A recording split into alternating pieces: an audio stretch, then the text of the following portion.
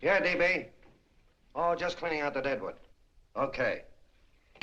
Look, Mr. Cannell, I just can't afford to be without work right now, not even for a day. I've got a mother and 2 kid sisters. More good luck telegrams. Well, you know how it is. I've just got to keep on working, see? Sorry, sister. I was sent down here to clean house. I told you I can't use your column anymore. It's lavender and no lace. Send those other people in. I'll tell you what I'll do. I get $30 a week. I'll take 25, 20 if necessary. I'll do anything you say. It isn't the money. We're after circulation. What we need is fireworks. People who can hit with sledgehammers. Start arguments. Oh, I can do that. I know this town inside out. Oh, give me a chance, All please. right, come in. Cashier's got your check. Who are these people? Gibbs, Furley, Cunningham, Giles. Hey, you sister. Don't forget to get out your last column before you pick up your check.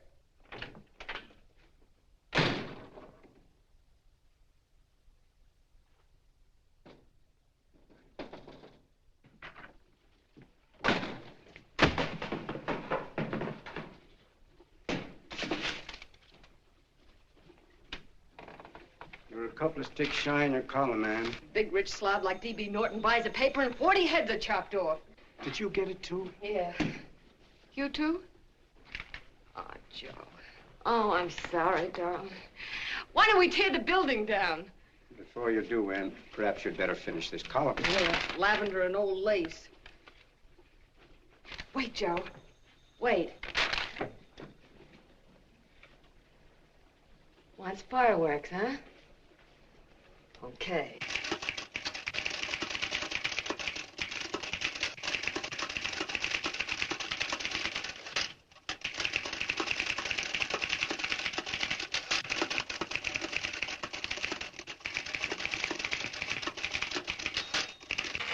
Here.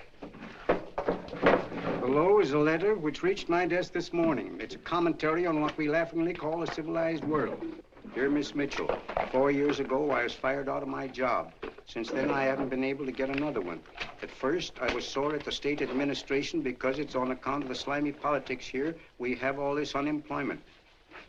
But in looking around, it seems the whole world's going to pot. So in protest, I'm going to commit suicide by jumping off the City Hall roof. Signed, a disgusted American citizen, John Doe. Editor's note, if you ask this column, the wrong people are jumping off the roofs. Hey, Ann, this is the old fakeroo, isn't it? Never mind that, Joe. Go ahead. Sorry.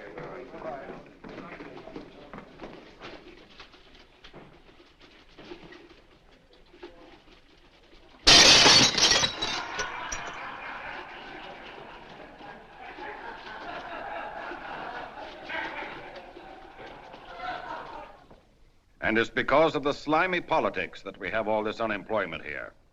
There it is. That's D.B. Norton's opening attack on the governor. Why, Jim, it's just a letter sent into a column. No, I can smell it. That's Norton. Good morning, gentlemen. Good morning, Governor. Morning, Governor. You're rather early. Governor, did you happen to see this in the new bulletin? Yes. I had it served with my breakfast this morning. Jim thinks it's D.B. Norton at work. Of course it is. Oh, come, Jim. That little item, D.B. Norton does things in a much bigger way. This is his opening attack on you, Governor. Take my word for it. What did he buy a paper for?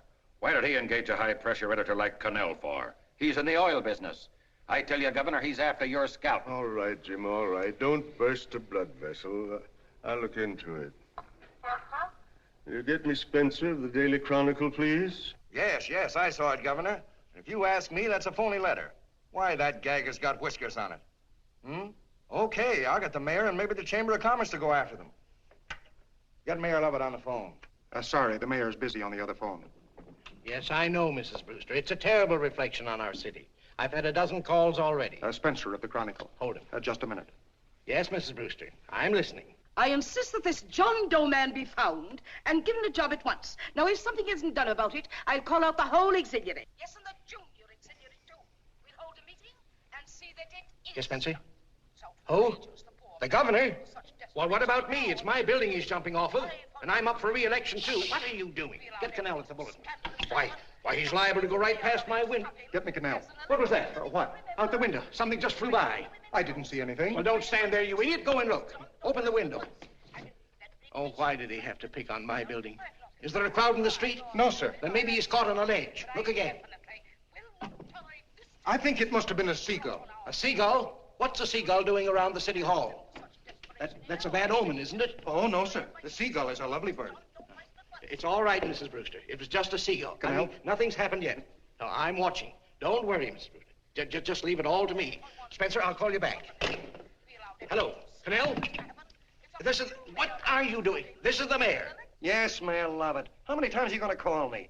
I've got everybody and his brother and sister out looking for him. Did you see the box I'm running? An appeal to John Doe. Think it over, John. Life can be beautiful, says Mayor. If you need a job, apply to the editor of this paper and so forth and so forth. Okay, Mayor, I'll let you know as soon as I have something. What? Well, pull down the blinds. Went up to Miss Mitchell's house, boss. Boy, she's in a bad way. Where is she? Hey, do you know something? She supports a mother and 2 kids. What do you know about that? Did you find her? No. Her mother's awful worried about her. When she left the house, she said she was going on a roaring drunk. The girl, I mean. Go out and find her. Sure.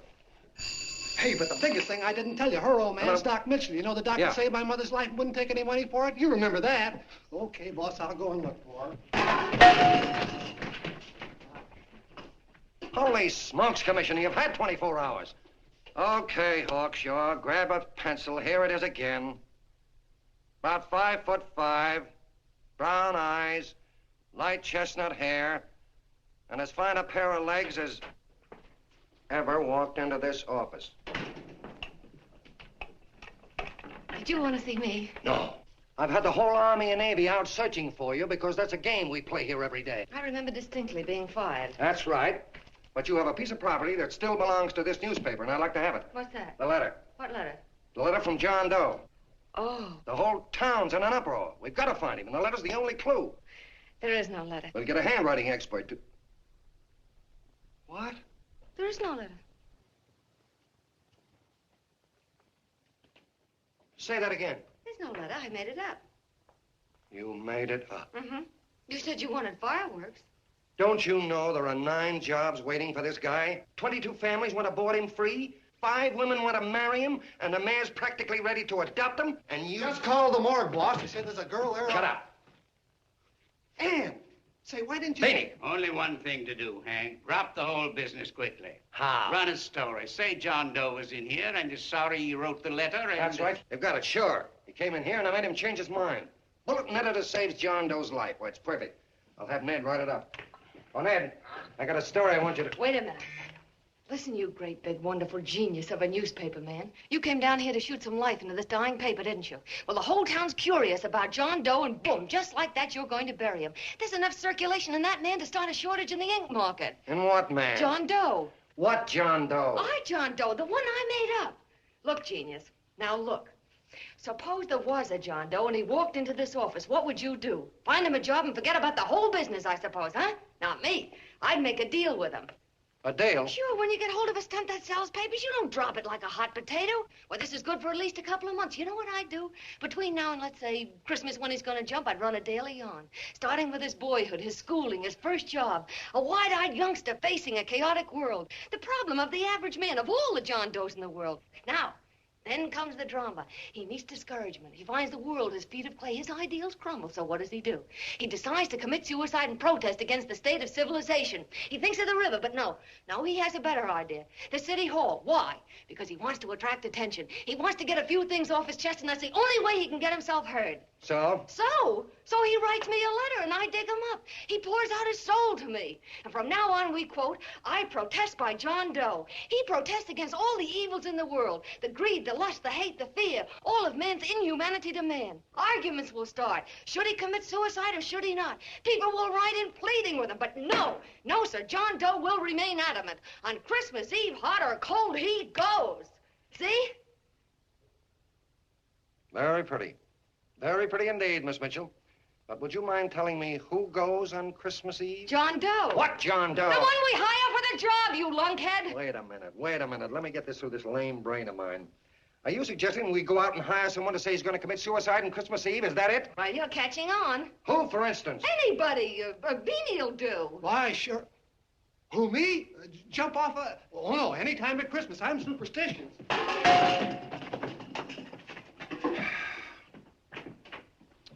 Miss Mitchell, do me a favor. Will you go on out and get married and have a lot of babies, but Stay out of newspaper business. Better get that story in, Hank. It's getting late. You're supposed to be a smart guy. If it was raining $100 bills, you'd be out looking for a dime you lost someplace. Holy smokes, wasting my time listening to this mad woman. Look, Chief, look at the Chronicle. It's running on John Doe. They say it's a fake. Why, the no good the John Doe story, amateur journalism. It's palpably phony. It's a wonder anyone is taking it serious. What do you think of those guys? That's fine. That's fine. Now fall right into their laps. Go ahead. Say John Doe walked in and called the whole thing off. You know what that's going to sound like on top of this. That's all, Ned. Thank you. All right. Amateur journalism, huh?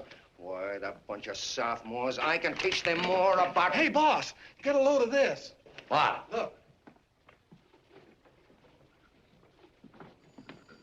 What do they want? They all say they wrote the John Doe letter. Boss. Oh, they all wrote the letter. Tell them all to wait. Look, Mr. Cannell, one of those men is your John Doe. They're desperate and will do anything for a cup of coffee. Pick one out and you can make the Chronicle eat their words.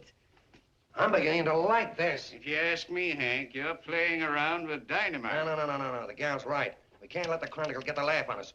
We've got to produce a John Doe now. Amateur journalism, huh? I'll show those guys. Sure, and there's no reason for them to find out the truth either, because naturally, I won't say anything. Okay, sister, you get your job back. Plus a bonus. What bonus? Or the bonus of $1,000 the Chronicle was going to pay me for this little document. You'll find it says that I, Ann Mitchell, hereby certify that the John Doe letter was created by me. I can read. Sorry. You think this is worth $1,000, do you? Oh, the Chronicle would consider it dirt cheap. Packs everything, including a gun. Okay, sister, you got yourself a deal. Now let's take a look at the candidates. The one we pick has got to be the typical average man. Typical American who can keep his mouth shut. Show me an American who can keep his mouth shut and I'll eat him. Okay, Beanie, bring him in one at a time.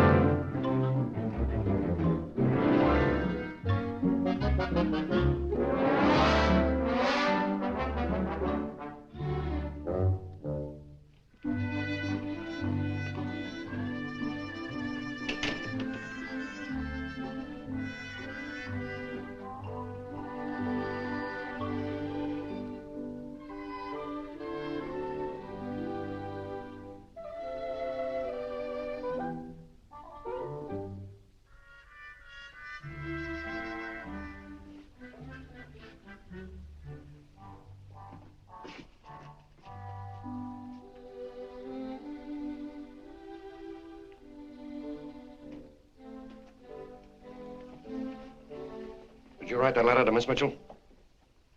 No, I didn't. What are you doing up here, then? Well, the paper says there were some jobs around loose. Thought there might be one left over. Had any schooling? Yeah, a little. What do you do when you work? I used to pitch. Baseball? Yeah, so my wing went bad. Where'd you play? Bush leagues, mostly. How about family? Got any family? No. Oh, just traveling through, huh? Yeah. Me and a friend of mine. He's outside. Looks all right. It's perfect, a baseball player. What could be more American? Wish he had a family, though. Be less complicated without a family. Look at that face, it's wonderful. They'll believe him. Come on. What's your name? Willoughby. John Willoughby. Long John Willoughby, they called me in baseball. Would you like to make some money? Yeah. Maybe. Would you be willing to say you wrote that letter and stick by it?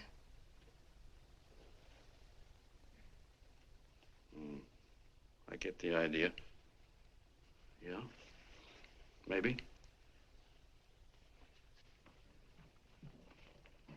That's our man. He's made to order. I don't know. He don't seem like the kind of a guy that'd fall in line. When you're desperate for money, you do a lot of things, Mr. Cannell. He's our man, I tell you.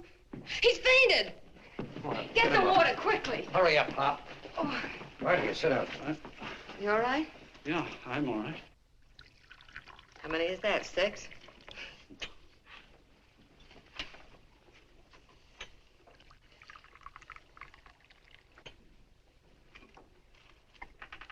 Pretty hungry, weren't you?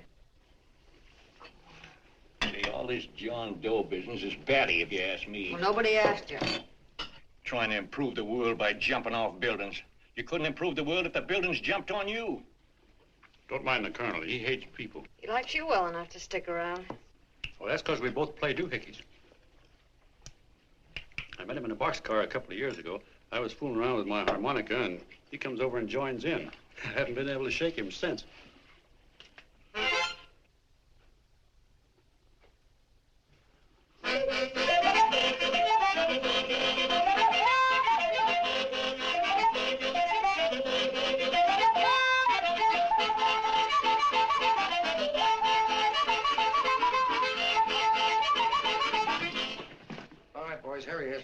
No, you can't take pictures of him like that, eating a sandwich and with a beard.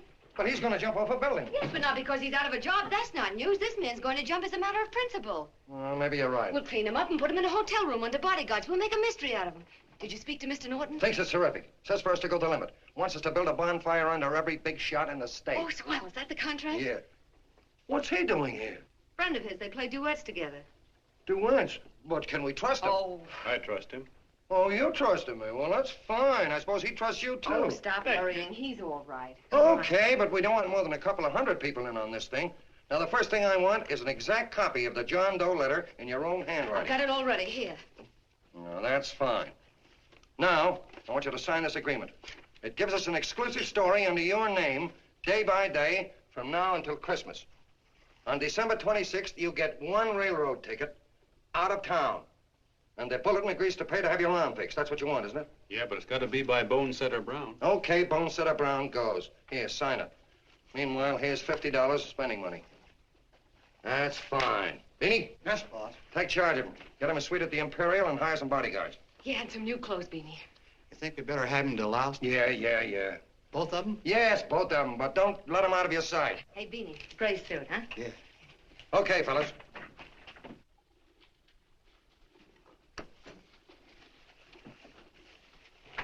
Take it easy, John Doe.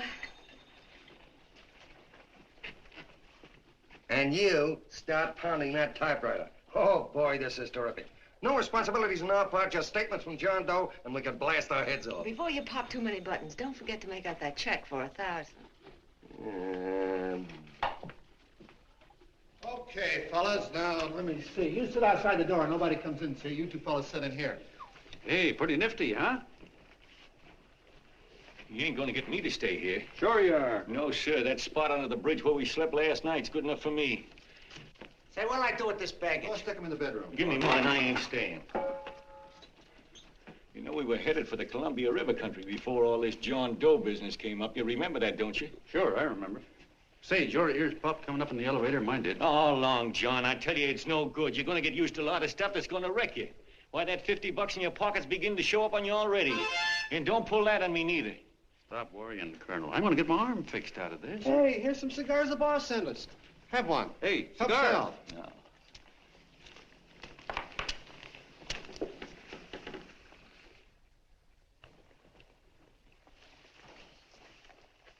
Say, I'll bet you even the major leaguers don't rate an outfit like this. Here, make yourself comfortable.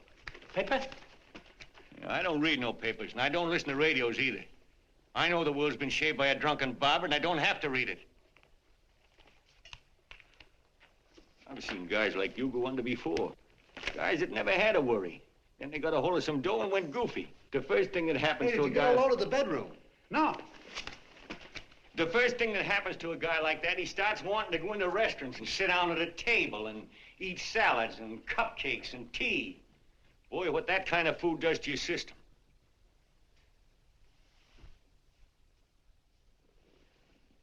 The next thing the dope wants is a room.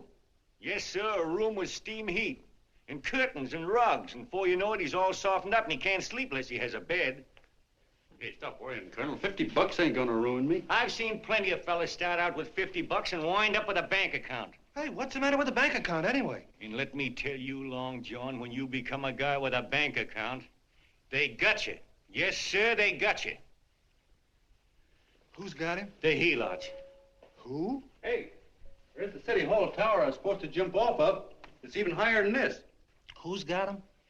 The helots. Woo! Hey, wait a minute! You're not supposed to jump till Christmas Eve. Do you want to get me in a jam? If it's going to get you in the jam, I'll do you a favor. I won't jump. And when they got you, you got no more chance than a road rabbit. Hey, who'd you say was going to get him? Say, is this one of those places where you ring if you want something? Yeah, just use the phone. Boy, I've always wanted to do this. Hey, Doc, look. Look, Doc. Give me that again, will you? Who's going to get him? The helots. Who are they? Listen, Sucky, you ever been broke? Sure, mostly often. All right. You're walking along. Not a nickel in your jeans. You're free as the wind. Nobody bothers you. Hundreds of people pass you by in every line of business. Shoes, hats, automobiles, radios, furniture, everything. And they're all nice, lovable people. And they let you alone. Well, is that right? Then you get a hold of some dough, and what happens? All those nice, sweet, lovable people become helots. A lot of heels. They begin creeping up on you, trying to sell you something. They get long claws, and they get a stranglehold on you. And you squirm, and you duck, and you holler, and you try to push them away, but you haven't got a chance. They got you. First thing you know, you own things. A car, for instance. Now your whole life is messed up with a lot more stuff.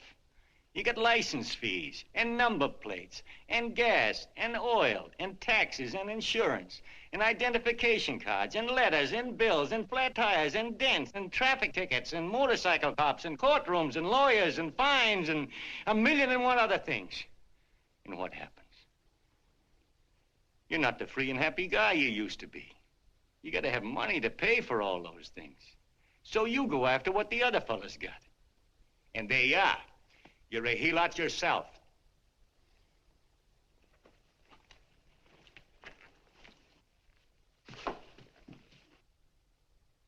You win, Colonel. Here, take the 50. Go out and get rid of it. You bet I will, just as fast as I can. I'm gonna get some canned goods, a fishing rod, and the rest I'm gonna give away. Give away?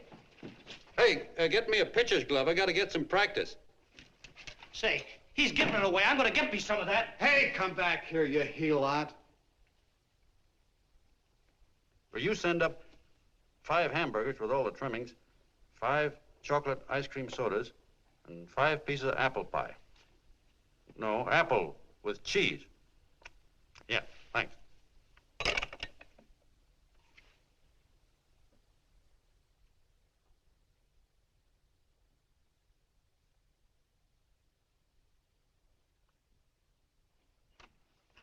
Hello there.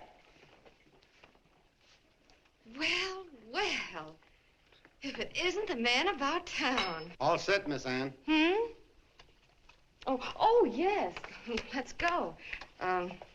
Let's see, we want some action in these pictures. Action? Mm-hmm. That's good. No. This man's going to jump off a roof. Oh. Here, wait a minute. Let me comb your hair. Sit down. Yeah, that's better.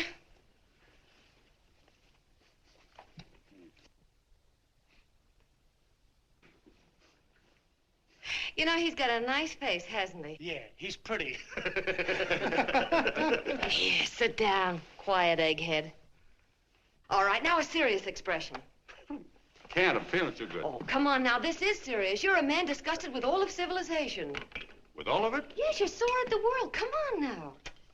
Oh, crabby guy, huh? Yeah. No.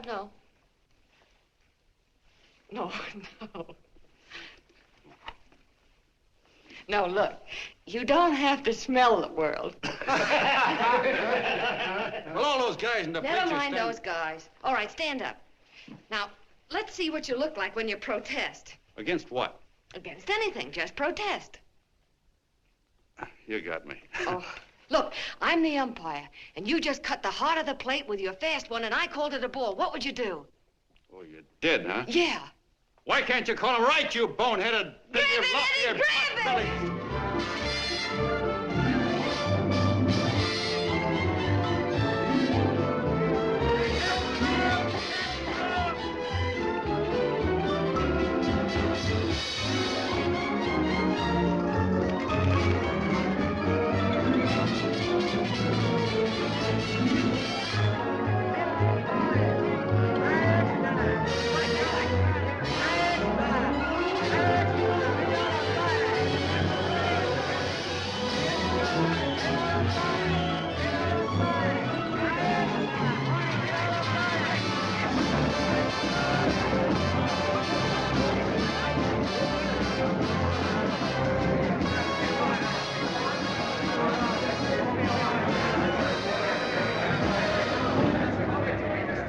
I don't care whose picture they're publishing. I still say that this John Doe person is a myth, and you can quote me on that. And I'm going to insist on his being produced for questioning. You know as well as I do that this whole thing is being engineered by a vicious man with a vicious purpose, Mr. D.B. Norton.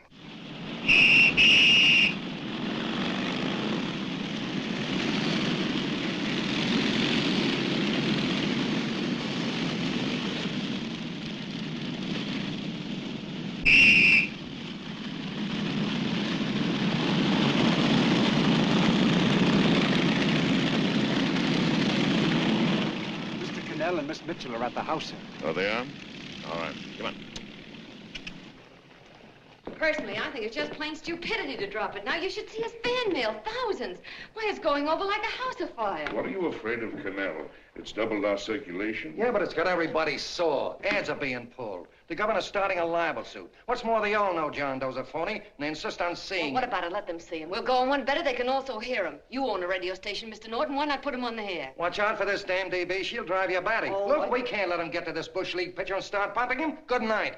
Now, tell him what that screwball might do. I walk in yesterday, here he is, standing on a table with a fishing pole, fly casting. Take my advice and get him out of town before this thing explodes in our faces. If you do, Mr. Norton, you're just as much of a dumb cluck as he is. Excuse me. No, you got yourself a meal ticket and you hate to Sure, let go. it's a meal ticket for me, I admit it, but it's also a windfall for somebody like Mr. Norton who's trying to crash national politics. That's what you bought the newspaper for, isn't it? You want to reach a lot of people, don't you? Well, put John Doe in the air and you can reach 130 million of them. He can say anything he wants and they'll listen to him. All right, we'll forget the governor and the mayor and all the small fry like that. This can arouse national interest. If he made a hit around here, he can do it every place else in the country. And you'll be pulling the strings, Mr. Norton. Go down to the office and arrange for some radio time. What, DB, you're not going to I want it as soon as possible. Okay. I just came in to get warm myself. Come on, let's go. Don't you go. I want to talk to you.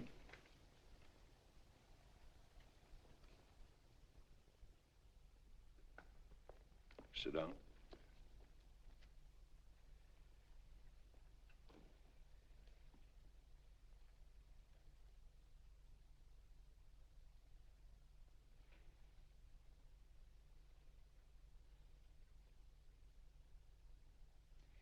Hey, this John Doe idea was yours, huh? Yes, sir.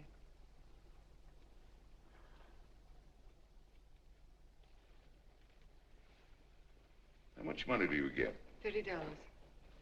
$30. Well, what are you after? I mean, what do you want? A journalistic career? Money. Money? Well, I'm glad to hear somebody admit it. Do you suppose you could write a radio speech that would put that fellow over? Oh, I'm sure I can. Do it, and I'll give you $100 a week. $100? That's only the beginning. You play your cards right, and you'll never have to worry about money again. Oh, I knew it. Hello. Hello. Whenever there's a pretty woman around. This is my nephew, Ted Sheldon, Miss Mitchell. How do you do? How do you do? All right, Casanova, I'll give you a break. See that Miss Mitchell gets a car to take her home. Always reading my mind, aren't you? Thank you very much for everything. And Miss Mitchell, I think from now on you'd better work directly with me. Yes, sir.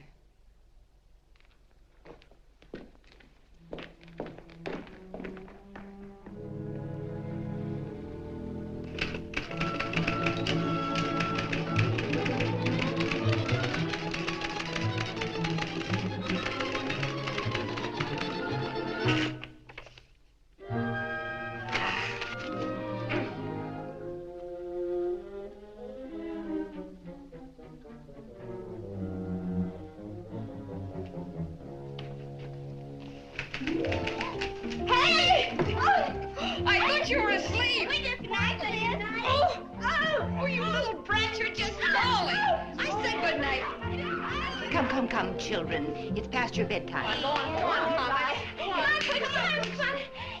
on. Now, pooch off the Stay through me. I'm done. I'll never get this speech right. Oh, yes, you will, Ann, dear. You're very clever. Yeah, I know. What are you looking for? Your purse. I need $10. What for? I gave you 50 just the other day. Yes, I know, dear, but Mrs. Burke had her baby yesterday. 9 pounds. And there wasn't a thing in the house. And then the community chest lady came. And the 50's all gone, huh? Who's the 10 for?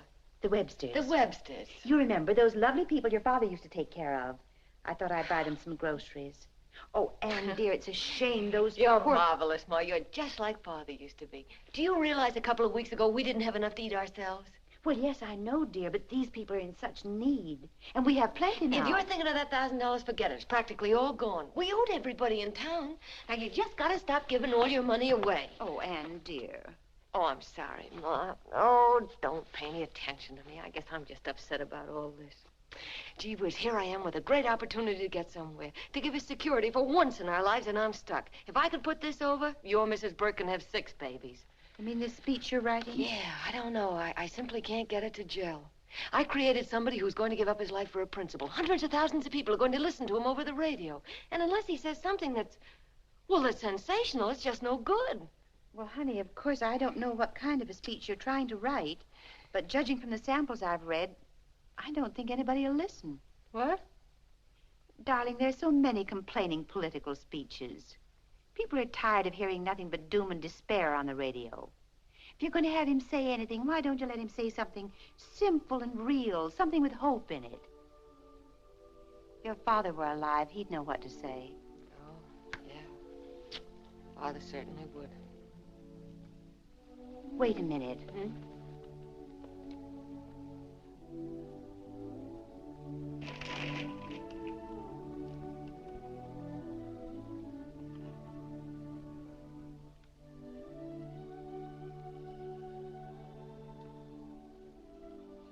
That's your father's diary, Anne. Father's... I never knew he had a diary. There's enough in it for 100 speeches. Things people ought to hear nowadays. You'll be careful of it, won't you, dear? It's always helped to keep your father alive for me. You bet I will, Ma. Wait a minute. John Doe don't want to sign no autographs. Well, what does he do all day? What does he do all day? He's writing out his memories. Sorry, lady, you can't see Mr. Doe. He wants to be alone. No, he just sits around all day and commutes with himself.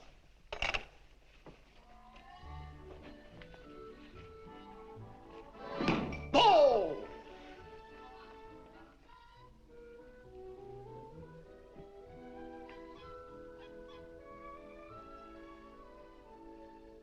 I don't know how you're going to stand it around here till after Christmas. I'll bet you ain't heard a train whistle in 2 weeks.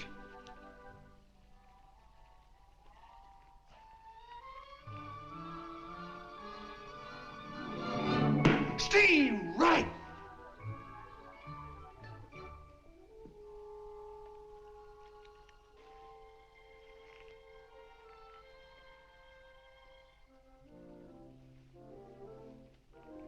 I know why you're hanging around.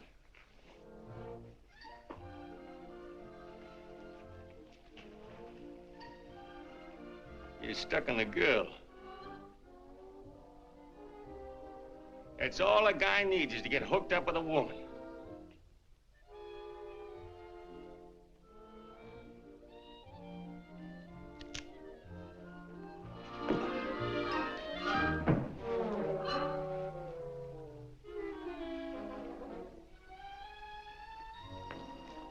What was that, a single?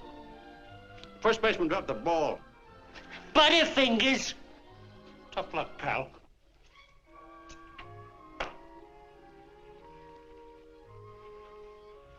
Guy has a woman on his hands. First thing he knows, his life is balled up with a lot more things. Furniture and...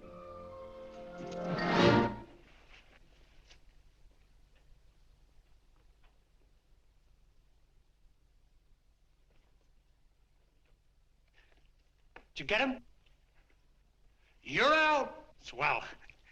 What's this, the end of the 8th? 9th.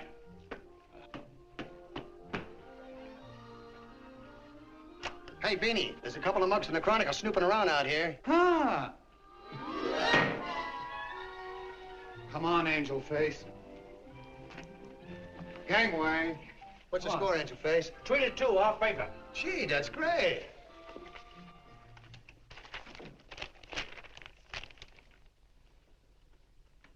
Hey, you got swell form there. Must have been a pretty good pitcher. Pretty good. Say, I was just about ready for the major leagues when I chipped a bone in my elbow. I got it pitching a 19-inning game. 19? Yeah. There was a major league scout there watching me, too. And he came down after a game with the contract. You know what? I couldn't lift my arm to sign it.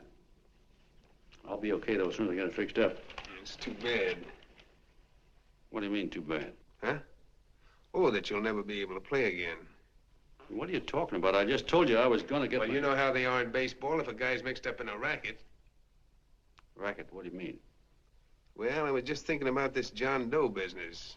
Why, as soon as it comes out it's all a fake, you'll be washed up in baseball, won't you? Yeah. Hey, doggone. I never thought about that.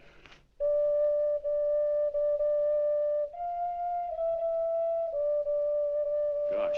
And another thing, what about all the kids in the country? The kids that idolize ball players. What are they going to think about you? Yeah. Hey, Colonel. Did you hear that? I gotta figure some way out of this thing. Elevators are still running. I know one way you can do it. How? Well, when you get up there on the radio, all you have to do is to say the whole thing's a frame-up. Make you a hero sure as you're born. Yeah, but how am I gonna get my arm fixed? Well, that's a cinch. I know somebody who'll give you $5,000 just to get up on the radio and tell the truth. $5,000? Yeah, $5,000, and he gets it right away. You don't have to wait till Christmas. Look out, Long John. They're closing in on you. Say, who's putting up this dough? Fellow runs the Chronicle. Here's the speech you make, and it's all written out for you. $5,000. Holy mackerel, I can see the helots coming, the whole army of them.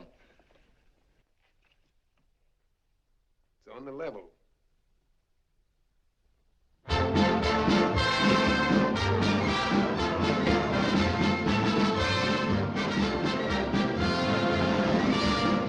No, I'm sorry. Tickets for the broadcast are all gone. Phone the bulletin. Sorry, no more tickets left.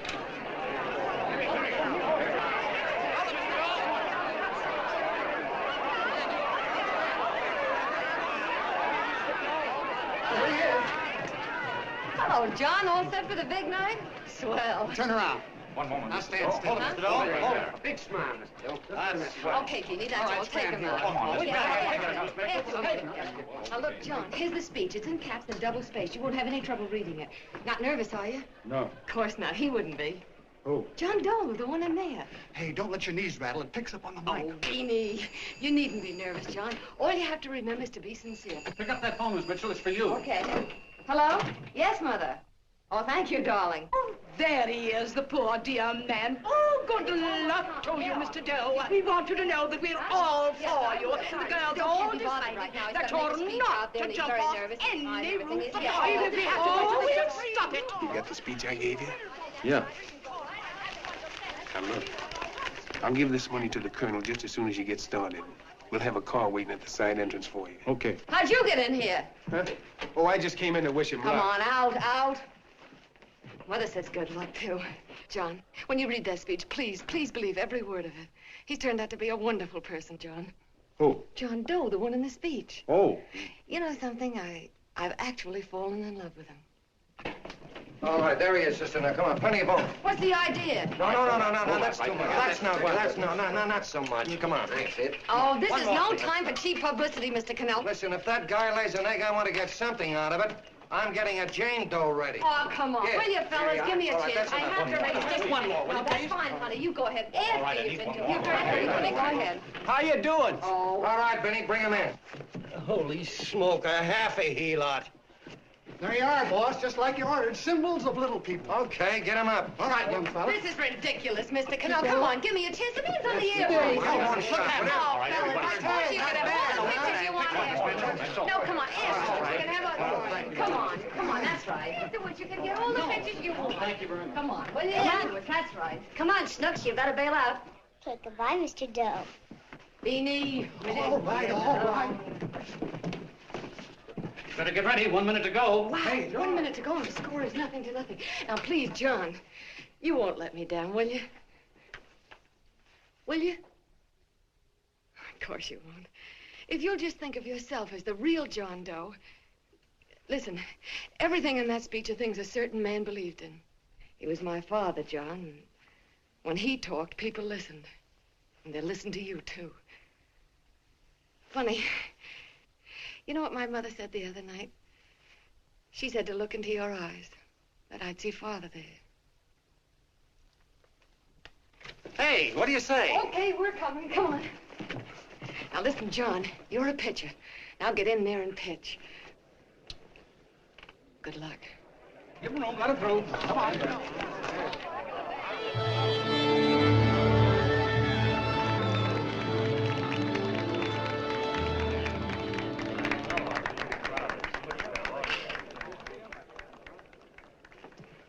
Hey, let's get out of here. There's the door right there. Hey, what are you doing here? That's what I'd like to know. Come on, out. Hey, he's a friend of mine. Never mind, let him alone. He's all right. I'll be right over there pulling for you. No, John, over here.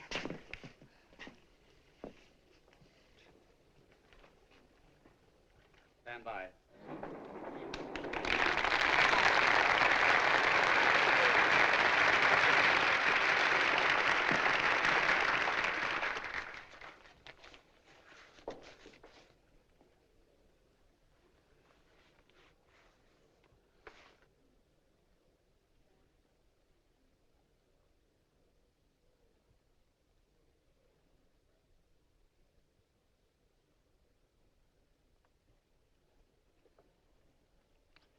Phone the Chronicle. Tell them to start getting those extras out.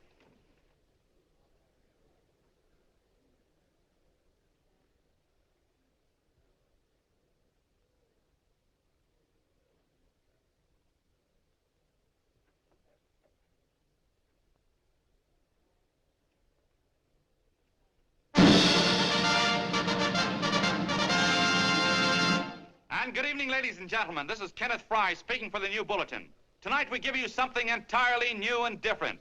Standing beside me is the young man who has declared publicly that on Christmas Eve he intends to commit suicide, giving as his reason, quote, "I protest against the state of civilization," end quote. Ladies and gentlemen, the New Bulletin takes pleasure in presenting the man who is fast becoming the most talked of person in the whole country, John Doe.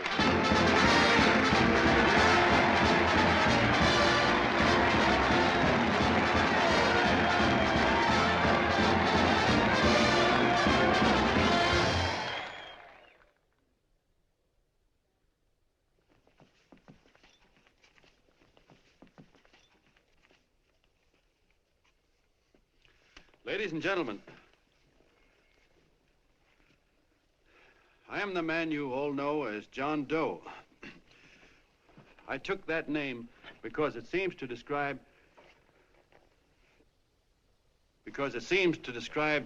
the average man. And that's me. And that's me.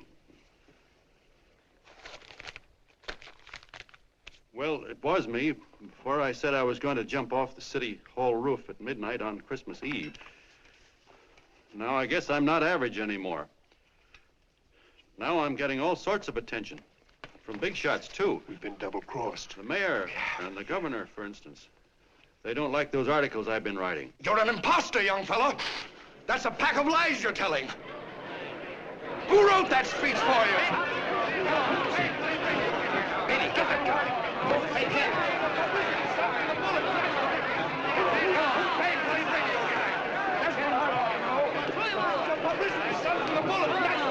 Spencer.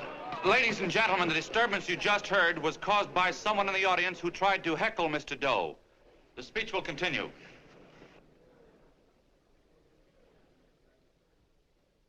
Well, people like the governor and that fella there can stop worrying.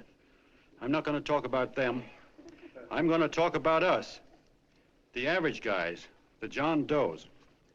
If anybody should ask you what the average John Doe is like, you couldn't tell him because he's 1,000,001 things. He's Mr. Big and Mr. Small. He's simple and he's wise. He's inherently honest, but he's got a streak of larceny in his heart. He seldom walks up to a public telephone without shoving his finger into the slot to see if somebody left a nickel there.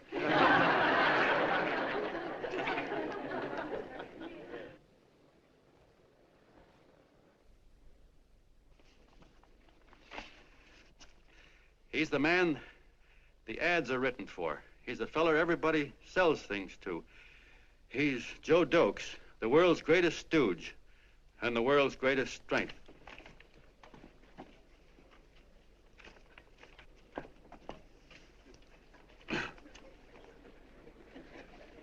Yes, sir. Yes, sir, we're a great family, the John Does. We're the meek who are supposed to inherit the earth. You'll find us everywhere. We raise the crops, we dig the mines, work the factories, keep the books, fly the planes, and drive the buses. And when a cop yells, "Stand back there, you," he means us, the John Does. Well, what kind of a speech is that? Didn't you read it? We've existed since time began. We built the pyramids. We saw Christ crucified, pulled the oars for Roman emperors, sailed the boats for Columbus, retreated from Moscow with Napoleon, and froze with Washington at Valley Forge. Yes, sir. We've been in there dodging left hooks since before history began to walk. In our struggle for freedom, we've hit the canvas many a time, but we always bounce back because we're the people, and we're tough.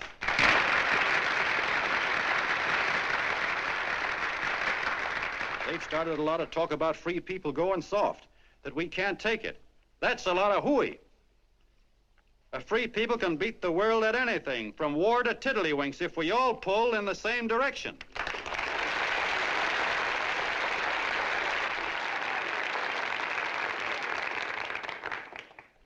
I know a lot of you are saying, "What can I do? I'm just a little punk. I don't count." Well, you're dead wrong. The little punks have always counted, because in the long run, the character of a country is the sum total of the character of its little punks.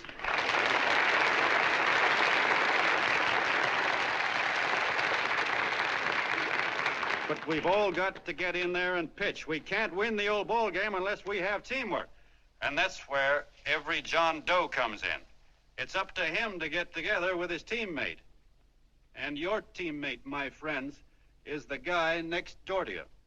Your neighbor. He's a terribly important guy, that guy next door. You're going to need him, and he's going to need you, so look him up. If he's sick, call on him. If he's hungry, feed him. If he's out of a job, find him one. To most of you, your neighbor is a stranger, a guy with a barking dog and a high fence around him. Now, you can't be a stranger to any guy that's on your own team. So tear down the fence that separates you. Tear down the fence, and you'll tear down a lot of hates and prejudices. Tear down all the fences in the country, and you'll really have teamwork.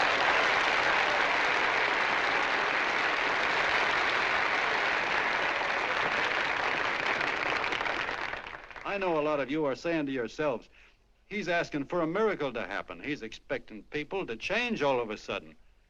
Well, you're wrong. It's no miracle. It's no miracle because I see it happen once every year, and so do you, at Christmas time.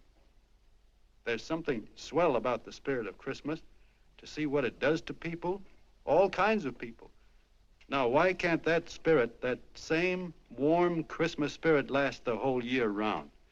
Gosh, if it ever did, if each and every John Doe would make that spirit last 365 days out of the year, we'd develop such a strength, we'd create such a tidal wave of goodwill that no human force could stand against it. Yes, sir, my friends. The meek can only inherit the earth when the John Does start loving their neighbors. You better start right now. Don't wait till the game is called on account of darkness. Wake up, John Doe. You're the hope of the world.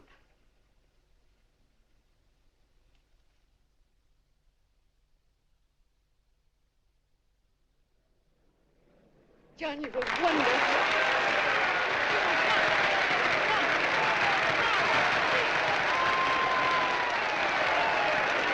Let's get out of here. Now you're talking.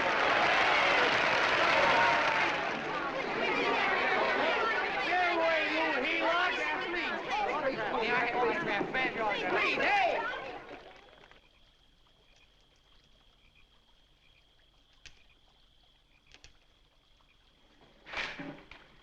I knew you'd wake up sooner or later.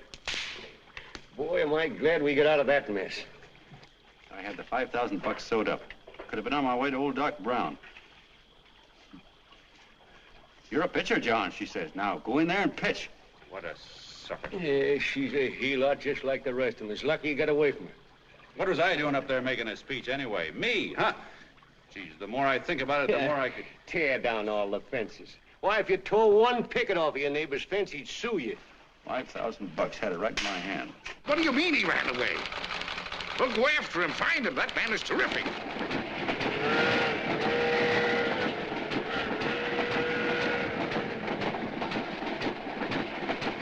Columbia River, here we come.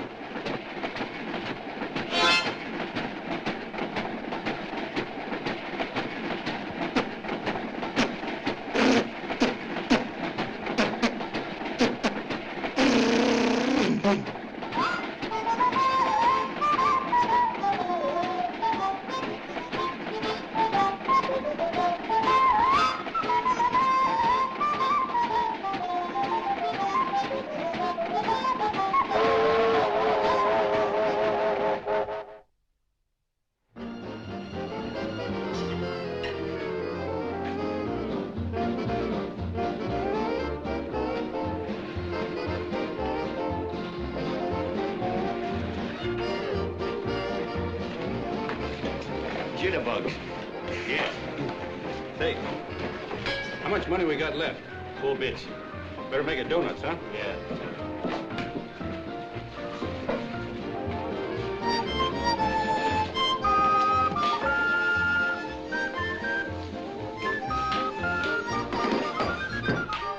What'll it be, gents? Have you got a couple of steaks about that big and about that thick? Yeah, with hash brown potatoes and tomatoes and apple pie and ice cream and coffee. And donuts, I know. Hey, Ma! Seekers! A pair. Fingers a pair coming up. Glad he took the tea out of that.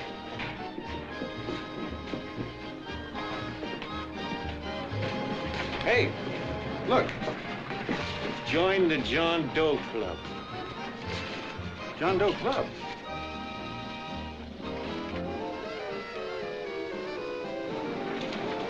Oh. You John Doe? Who? John Doe. Ah, you need glasses, buddy. Oh, but gee, it's a spitting image of John Doe. Yeah, but his name is Willoughby. Oh, John Willoughby. I'm a baseball player. Sure. Oh, no, I'd know that voice anyway. You can't kid me. You're John Doe. Hey, Ma! Ma! That's John Doe. John Doe? Yeah, sitting right there, big as life. Who'd you say it was? John Doe, the big guy there. Pictures in the paper. That's John Guy. John Doe. John Doe. Sitting right there, John Doe. Hey, operator. Dan's Beanery. Look, call everybody in town. John Doe was just in my place.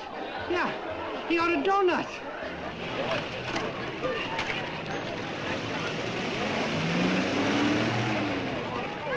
John Doe. Let's see John Doe. Come on.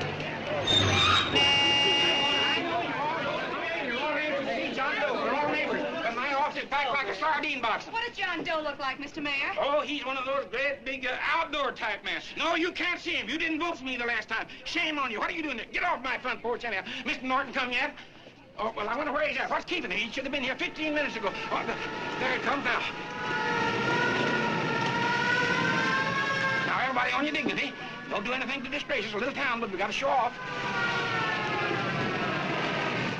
Better let me talk to him. All right, but present it to him as a great cause for the common man. Ah, here they come. Now, give him room down there. Give him room, folks. Come on now. Come on. Here they come. Here they come. Here's Mr. Norton. How do you do, Mr. Norton? I'm Mayor Hawkins. Here's Mr. Norton. Let me go, you darn fool. I'm the mayor. Mr. Norton. Mr. Norton. Mr. Norton. I'm Mayor Hawkins. Your office telephoned me to hold him. Well, that's fine. How is he? Oh, he's fine. He's right in my office there. You know, it's a big honor having John Doe here, and you too. Haven't had so much excitement since the old city hall burned down. People are so excited and their tourists clothes off. Oh, Matilda, darling, phone the newspapers, tell them Mr. Norton's here. Step right inside, Mr. Norton. My office. Very comfortable here, Mr. Norton. Just had it air conditioned. Gangway, please. Make room for Mr. Norton. Gangway. Gangway. Here he is, Mr. Norton. Well taken care of. The neighbors are serving him a light lunch. Hello, John. Well, Mr. Mayor, if you don't mind, we'd like to talk to him alone. Why, certainly, certainly. All right, everybody. Clear out. Everybody, quickly now. Come on, you. Come on. Come on. That's it. All right. Don't argue with me here. Wait till we get home. Don't you push me around like that. Even though I'm your wife, you can't push me around. Look, Mr. Norton, I think you got a lot of nerve having those people hold us here. There's nobody holding you here, Mr. Doe. It's only natural Look, that there's nobody holding us here. Let's get going. Incidentally, my name isn't Doe. It's Willoughby. Look, John, something terribly important's happened. They're forming John Doe clubs. We know of 8 already, and they say that there's John Doe clubs? What for? To carry out the principles you talked about in your radio speech. I don't care what they're forming. I'm on my way, and I don't like the idea of being stopped either. Oh, but you don't know how big this thing is. You should see the thousands of telegrams we've received and what they're saying about you. Look, it started as a circulation stunt, didn't it? Well, you got your circulation. Now, why don't you let me alone? Oh, it started as a circulation stunt, but it isn't anymore. Mr. Norton wants to get back of it and sponsor John Doe clubs all over the country. He wants to send you on a lecture tour. Me? Uh-huh. Well, certainly, with your ability to influence people, it might grow into a glorious movement. Say, let's get something straight here. I don't want any part of this thing. If you got an idea I'm going around lecturing at people, why, you're crazy. Baseball's my racket, and I'm sticking to it. Come on, Colonel, let's get out of here. John, please. I just got rid of one crowd. Oh, but please, Mr. Mayor, tell him the John Doe Club wants to talk to him. Let them in, Mr. Mayor. Let them come in. Okay, folks, but remember your manners. No stampeding. Walk slow, like you do when you come to pay your taxes.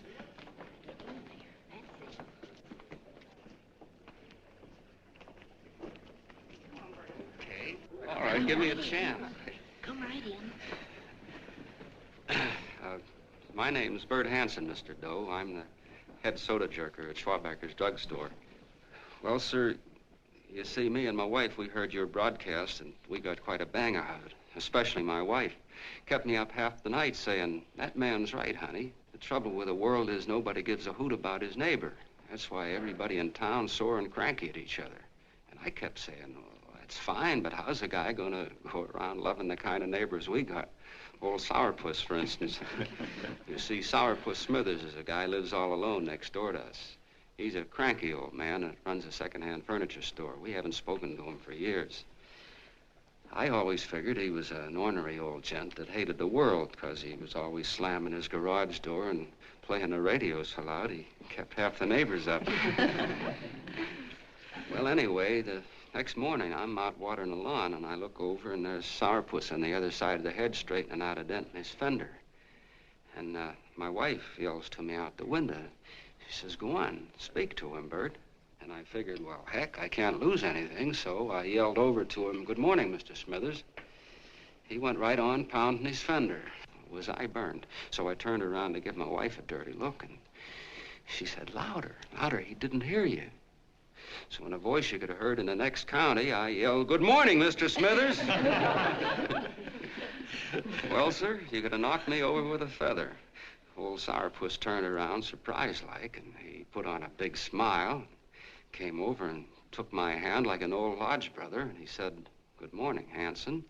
I've been wanting to talk to you for years, only I thought you didn't like me. And then he started chatting away like a happy little kid, and he got so excited his eyes all... Well, Mr. Doe, before we got through, I found out Smithers is a swell egg, only he's pretty deaf, and that accounts for all the noises. And he says it's a shame how little we know about our neighbors. And then he got an idea, and he said, how's about inviting everybody someplace where we can all get together and know each other a little better? Well, I'm feeling so good by this time, I'm ripe for anything, so Smithers goes around the neighborhood inviting everybody to a meeting at the schoolhouse, and I tell everybody that comes in the store, including Mr. Schwabacker, my boss. I'm talking too much. Well, I'll be doggone if over 40 people don't show up. Of course, none of us knew what to do, but we sure got a kick out of seeing how glad everybody was just to say hello to one another. Tell him about making Sourpuss chairman. Oh, yeah, we made Sourpuss chairman and decided to call ourselves the John Doe Club. And say, incidentally, this is my wife. Come here, honey. This is my wife, Mr. Doe. How do you do, Mr. Doe? Sourpuss is here, too. Oh, is he? Yes. This is Sourpuss, or excuse me, Mr. Smithers, Mr. Doe. That's all right. If you didn't call me Sourpuss, it wouldn't feel natural. Well, anyway, I guess nearly everybody in the neighborhood came except the Delaney's. The Delaney's live in a big house with an iron fence around it, and they always keep their blinds drawn. And we always figured that he was just an old miser that sat back counting his money, so why bother about inviting him? Until Grimes, the milkman, spoke up, and he said, say, you've got the Delaney's all wrong. And then he tells us about how they canceled their milk last week, and how when he found a note in the bottle, he got kind of curious-like, and he sort of peeked in under the blinds and found the house was empty. If you ask me, he says, they're starving. Old man Delaney has been bringing his furniture over to my place at night, one piece at a time, and selling it. Yeah. And, well, sir, a half dozen of us ran over there to fetch him, and we brought him to the meeting. And what a reception they got. Why, everybody shook hands with him and made a fuss over them, and, well, finally, Mr. and Mrs. Delaney just sat right down and cried. And then we started to find out about a lot of other people. Yeah, sure. Well, you know Grubel, for instance. Grubel's here. See? Yeah, that's a... Of course, you don't know Grubel, but he's the man that everybody figured was the worst no-account in the neighborhood because he was living like a hermit and nobody would have anything to do with him. That isn't Little Murphy. The postman told us the truth.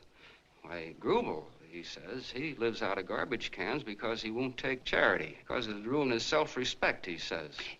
Just like you said on the radio, Mr. Doe. Well, sir, about a dozen families got together and gave Grubel a job watering their lawns. Isn't that wonderful?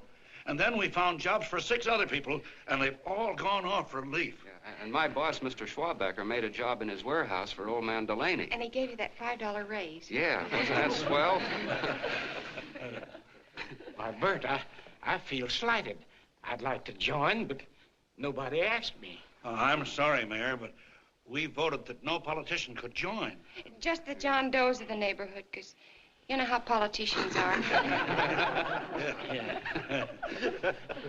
Well, the reason we wanted to tell you this, Mr. Doe, was just to give you an idea of what you started. And from where I'm sitting, I don't see any sense in you jumping off any building. No. Well, thank you for listening. Goodbye, Mr. Doe. You're a wonderful man, and it strikes me you can be mighty useful walking around for a while. Hey, goodbye, Mr. Doe. Goodbye, Mr. Doe.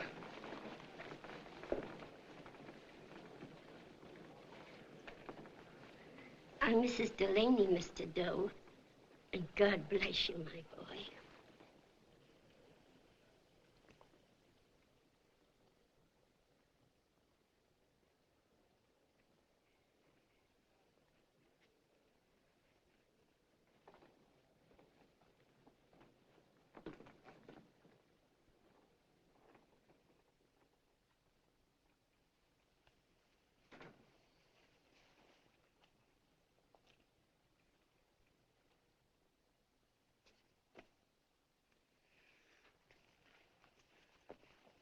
Gee whiz, I'm all mixed up. I don't get it. Look, all those swell people think I'm going to jump off a building or something. I never had any such idea. Gosh. The fellow'd have to be a mighty fine example himself to go around telling other people how to... Say, look, what happened the other night was on account of Miss Mitchell here. She wrote the stuff. Don't you see what a wonderful thing this can be? But we need you, John. You're hooked. I can see that right now. They got you. Well, I'm through. For 3 years, I've been trying to get you up to the Columbia River country. First, it was your glass arm. Then it was the radio. And now it's the John Doe clubs. Well, I ain't waiting another minute. Gangway, you helots. Hey, Colonel, wait a minute. Oh, please, Hey, Colonel! I want you personally to go along with John Doe and Miss Mitchell and handle the press and the radio. Me? Yes, I don't want to take any chances. And Johnson. Yes, Stevie? Your crew will do the mop-up job. They'll follow John Doe into every town, see that the clubs are properly organized and the charters issued. Right. There are only 8 flags up there now. I want to see that map covered before we get through.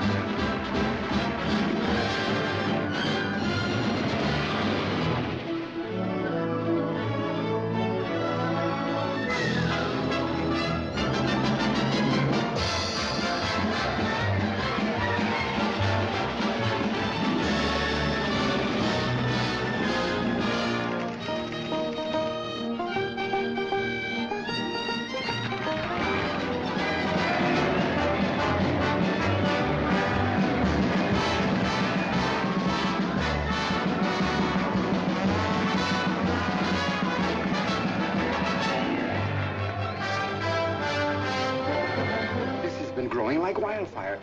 If they made demands, I'd understand it. But the John Does ask for nothing.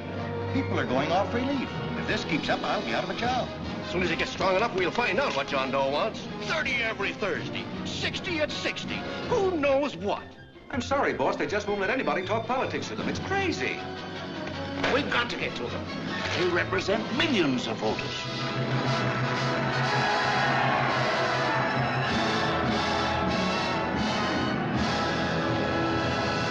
I tell you, ladies and gentlemen, this thing has been nothing short of a prairie fire.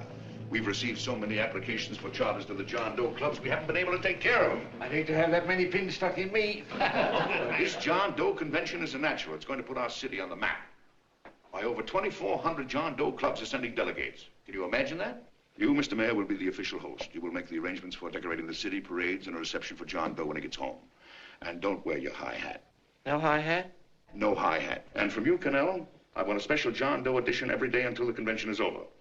And now, if you will, please step into the outer office and look your prettiest because there are photographers there to take pictures of this committee. Don't worry, DB. Everything will be taken care of. Isn't it all too wonderful? Gather down here in an ice cream and I'll get an ice cream around here. Oh, Mr. Mayor, would you step down in front row, please? You ladies get close to him. That's it. Well, I don't get it. Get what? Look, DB, I'm supposed to know my way around. This John Doe movement has cost you a fortune. Now, this convention is going to cost plenty. Well? Well, I'm stuck with 2 and 2, and I'm a sucker if I can make 4 out of it. Where do you come in? You'll have the satisfaction of knowing that my money has been spent for a worthy cause. I see. I better stick to running the paper, huh? I think maybe you better had.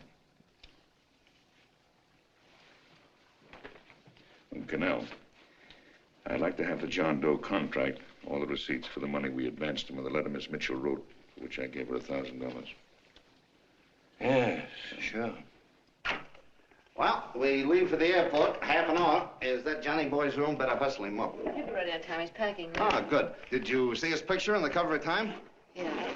I gotta give you credit, Annie girl. I've handled a good many big promotions in my time. Everything from a World's Fair to a Channel swimmer. But this one has certainly got me spinning. And now a John Doe convention. Wow. Say, if you could only get him to jump off the City Hall roof on Christmas Eve, I'd guarantee you 500,000 people there. Charlie. Huh? What do you make of him? Oh, Johnny boy? Well, I don't know what angle you want, but I'll give it to you quick. Number 1, he's got great yokel appeal, but he's a nice guy. Number 2, he's beginning to believe he really wrote that original suicide letter that you made up. Number 3, he thinks that you're Joan of Arc or something. Yeah, I know. Number 4, well, you know what number 4 is. He's nuts about you. Yeah, it's running out of his ears. You left out number 5. We're all heels, me especially. Holy smoke. Come in.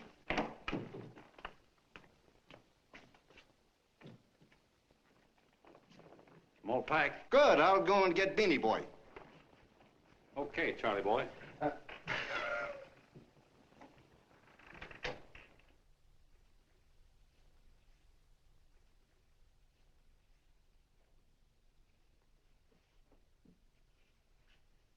Can I help you pack? No, thank you.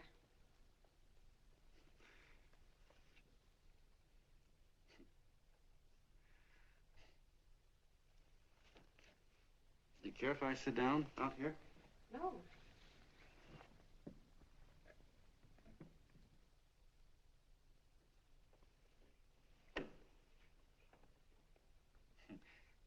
You know, I had a crazy dream last night. It was about you. About me? Sure was crazy. I dreamt I was your father.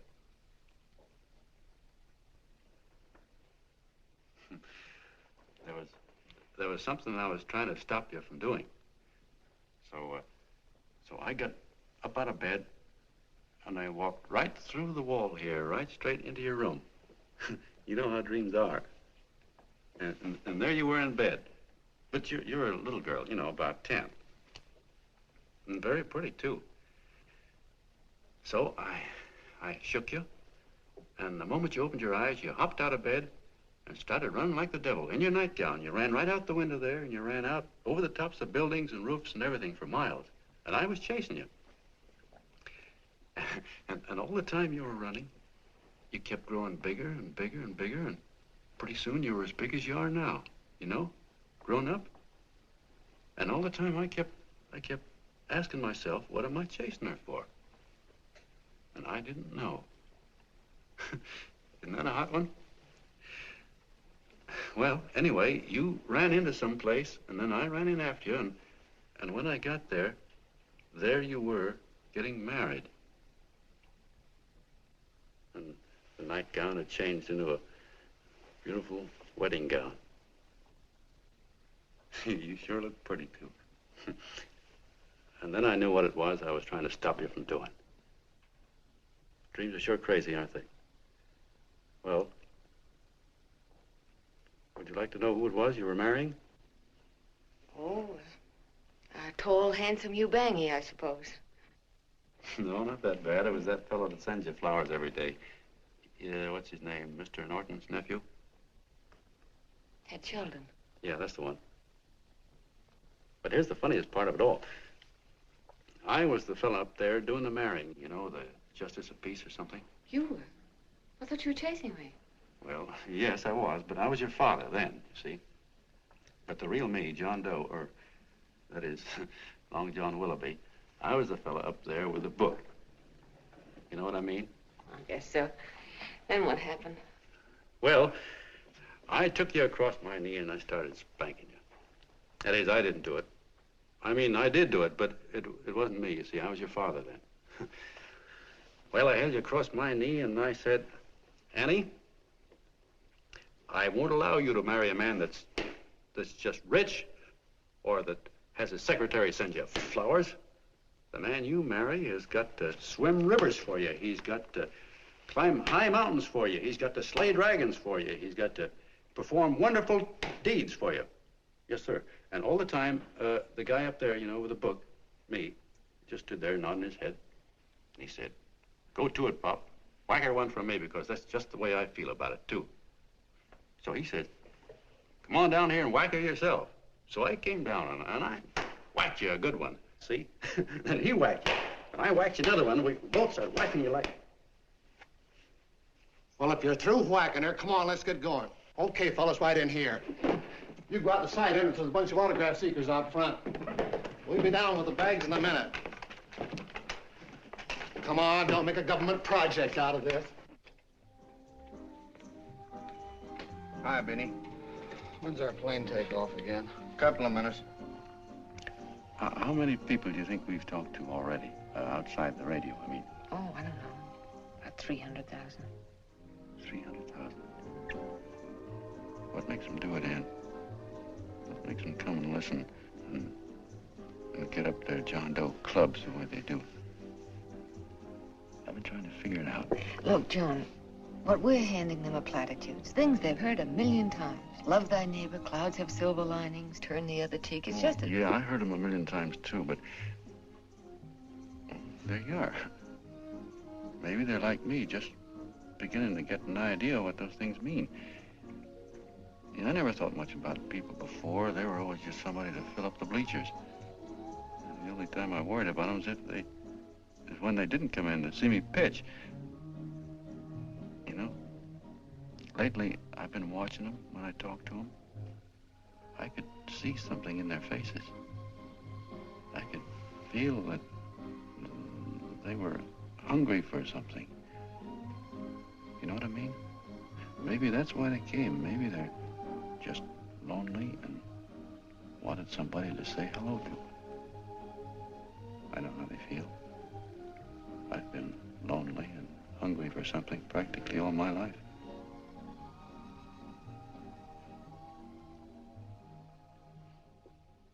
All aboard, folks. Yeah, that's true. Oh, somebody else sitting here? No, that's your seat. And this is your coat. Mine? A little token of appreciation.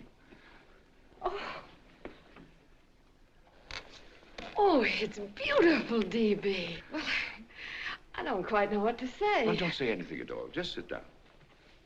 Oh. Go ahead, open it.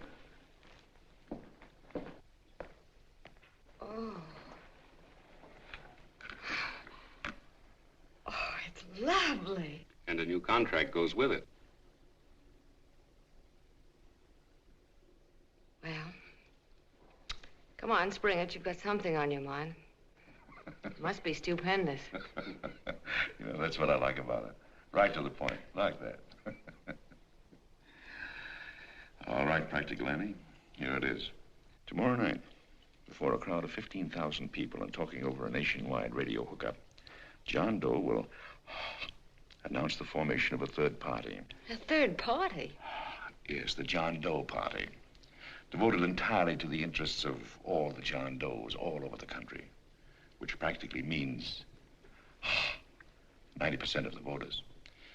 He will also announce the third party's candidate for the presidency, a man whom he personally recommends, a great humanitarian, the best friend the John Does have. Mr. D.B. Norton. Yes.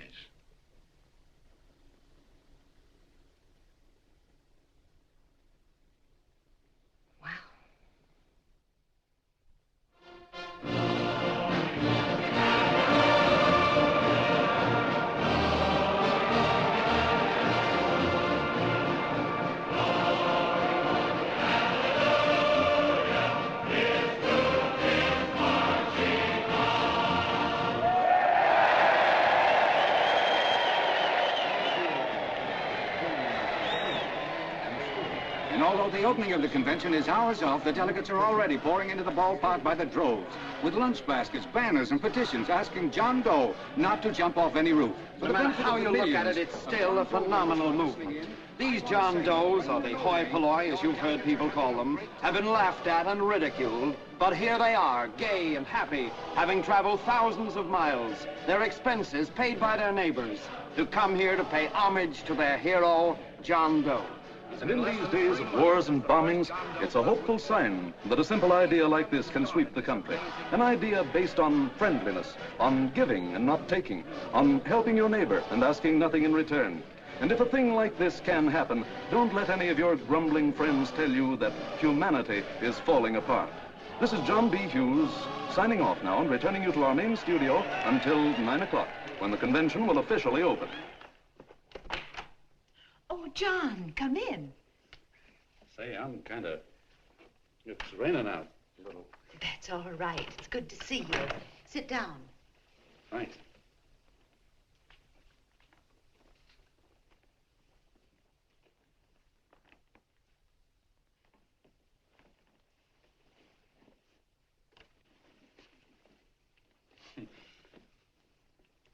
It's for Anne. Oh, how nice. Thank you very much. Flowers. I'm terribly sorry she isn't here. She isn't? No, she just left. I'm surprised you didn't run into her. She went over to Mr. Norton's house. Oh. Did you want to see her about something important? Yeah. Well, no, it'll wait. Say, he's a nice man, isn't he? Mr. Norton, I mean. He's done an awful lot for the...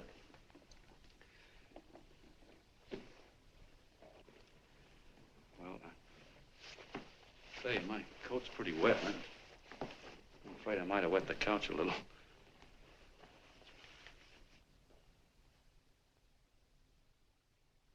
Well, I guess I'll see her at the convention later. Yes, of course. I'll see that she gets the flowers. Thanks. Good night, Mrs. Mitchell. Good night, John.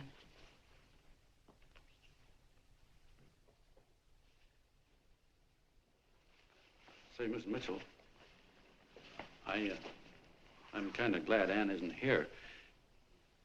You see, I came over here hoping to see her alone, and kind of hoping I wouldn't, too, you know what I mean? There was something I wanted to talk to her about. But, well, it'll wait, I guess. Good night. Good night, John. Say, look, Mrs. Mitchell, have you ever been married? Oh, I'm sure you have. Gosh, that's pretty silly. I guess you must think I'm kind of batty. Well, I guess I'd better be going at that. John, my husband said, I love you. Will you marry me? You did? What happened? I married him. Yeah, that's what I mean, see? It was easy as all that, huh? Uh-huh. Yeah, but look, Mrs. Mitchell, you know, I love Anne, and it's going to be awfully hard for me to say it because, well, you know, she's so wonderful. And, well, the best I ever was a Bush League pitcher. And, you know, I think she's in love with another man, the one she made up. You know, the real John Doe. Well, that's pretty tough competition. I bet you he'd know how to say it all right. On me, I get up to it and around it and in back of it, but I never get right to it. You know what I mean? So the only chance I've got is, well, if somebody could kind of give her a warning, sort of prepare her for the shock. You mean you'd like me to do it? Hmm? Well, I was thinking that, yeah, you know, sort of break the ice. Of course I will, John. See, thank you, Mrs. Mitchell. Hey, you're okay.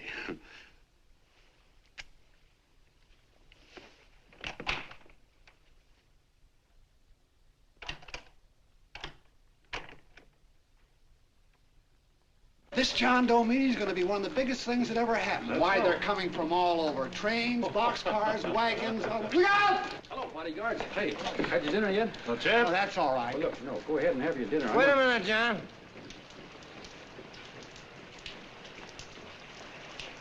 Hello, Mr. Connell. How are you, John? John, I want to have a little talk with you.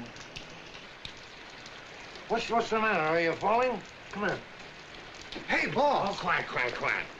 Say, tell me something. Did you read the speech you're going to make tonight? No, I never read the speeches before I make them. I get more of a kick out of it that way. Uh-huh. It's just exactly what I thought. Beanie, go on down to the old pop and give you the speech. There's a copy on my desk. Gee whiz, boss, you know Mr. Norton told me not to leave him, not even for a minute. Go on. We'll be at Jim's bar up the street. You're a nice guy, John. I like you. You're gentle. I always like gentle people. Me, I'm hard. Hard and tough.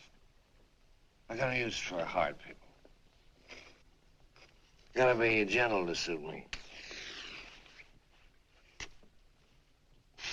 Like you, for instance.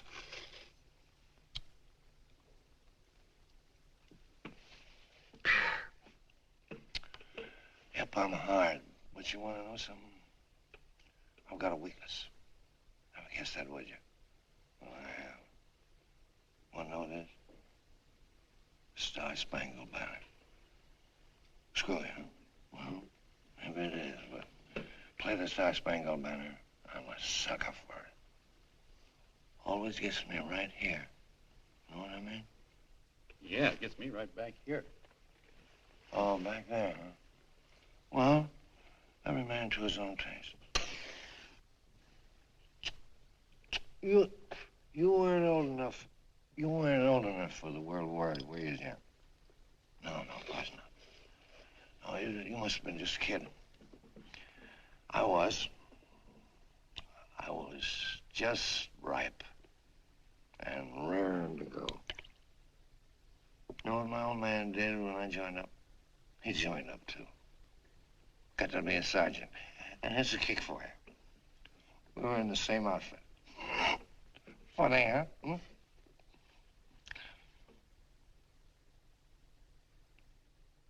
He was killed, John. I saw him get it. I was right there, and I saw it with my own eyes.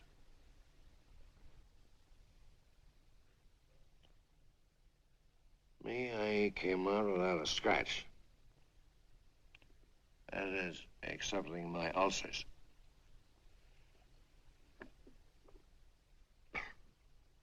I should be drinking milk, you know. This stuff is poison.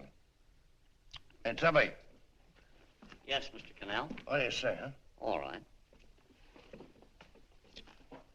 Yep, I'm a sucker for this country. I'm a sucker for the Star-Spangled Banner, and I'm a sucker for this country. I like what we got here. I like it. A guy can say what he wants and do what he wants without having a bayonet shoved through his belly. And that's all right, isn't it? You betcha. Yeah. Well, we don't want anybody coming around changing it, do we? No, sir. No, sir. And when they do, I get mad. I get boiling mad. And right now, John, I'm sizzling. I get mad for a lot of other guys besides myself. I get mad for a guy named Washington, and a guy named Jefferson, and Lincoln. Lighthouses, John. Lighthouses in a foggy world. You know what I mean? Yeah, you bet. Listen, pal. This fifth column stuff is pretty rotten, isn't it? Yeah, it certainly is. And you'd feel like an awful sucker if you found yourself marching right in the middle of it, wouldn't you? You. Because you wouldn't know it because you're gentle. But that's what you're doing. You're mixed up with a skunk, my boy. A no-good, dangerous skunk. Say, you're not talking about Mr. Norton, are you? I'm not talking about his grandfather's pet poodle. You must be wrong, Mr. Cannell. Because he's been marvelous about the John Doe clubs. Yeah? Say, you're sold on this John Doe idea, aren't you? Sure. Sure. I don't blame you. So am I. It's a beautiful miracle. A miracle that can only happen right here in the good old USA. And I think it's terrific. What do you think of that? Me, hard-boiled Cannell, and I think it's plenty terrific. All right. Now, supposing a certain unmentionable worm whose initials are DB was trying to use that to shove his way into the White House so he could put the screws on, so he could turn out the lights in those lighthouses. What would you say about that, huh? Nobody's going to do that, Mr. Cannell. They can't use the John Doe clubs for politics. That's the main idea. Is that so? Then what's a big political boss like Hammett doing in town? And a labor leader like Bennett? And a lot of other big shots are up at DB's house right now. Wolves, John. Wolves. Waiting to cut up the John Does. Wait till you get a gander at the speech you're going to make tonight. You're all wet. Miss Mitchell writes those speeches. Nobody can make her write that kind of stuff. They can't, huh? Who do you think writes them? My Aunt Emma? I know she writes them. And gets a big bonus for doing them, too. A mink coat and a diamond bracelet. Don't write them.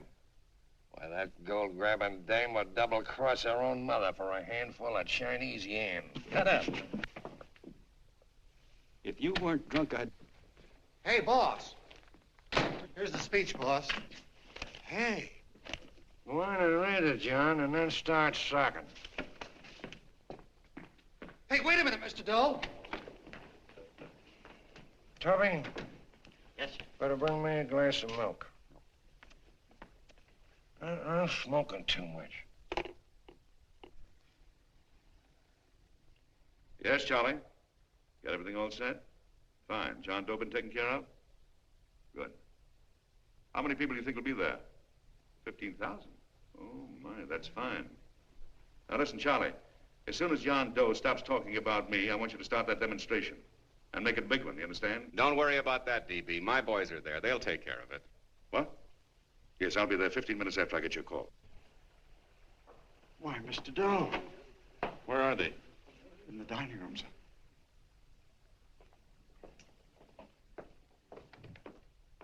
Now, gentlemen, I think we're about ready to throw that great big bombshell. Yeah, well, it's about time. Even a conservative estimate shows that we can count on anywhere between 10 and 20 million John Doe votes. Now, add to that the labor vote that Mr. Bennett will throw in, and the votes controlled by Mr. Hammett and the rest of you gentlemen in your own territories, and nothing can stop us. As I said before, I'm with you, providing you can guarantee the John Doe vote. Don't worry about that. You can count on me on one condition. Little Bennett's got to be taken care of. Didn't I tell you that everybody in this room would be taken care of? My agreement with you gentlemen stands. I'm with you, D.B., but I still think it's a very daring thing we're attempting. These are daring times, Mr. Barrington. We're coming to a new order of things. There's too much talk been going on in this country. Too many concessions have been made. What the American people need is an iron hand. You're right. That's true. You're quite right, D.B. Discipline. Right. And now, may I offer a little toast to Miss Ann Mitchell, the brilliant and beautiful lady who is responsible for all this. Mr. Norton, I'd like to talk to you alone for a minute. Oh, Miss Mitchell has something to say to us. Let's Please.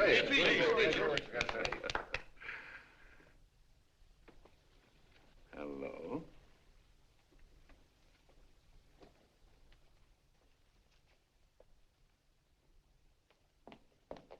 John, I'm so glad to see you. I was terribly worried. Did you write this? Yes, I did, John, but I had no idea what was going on.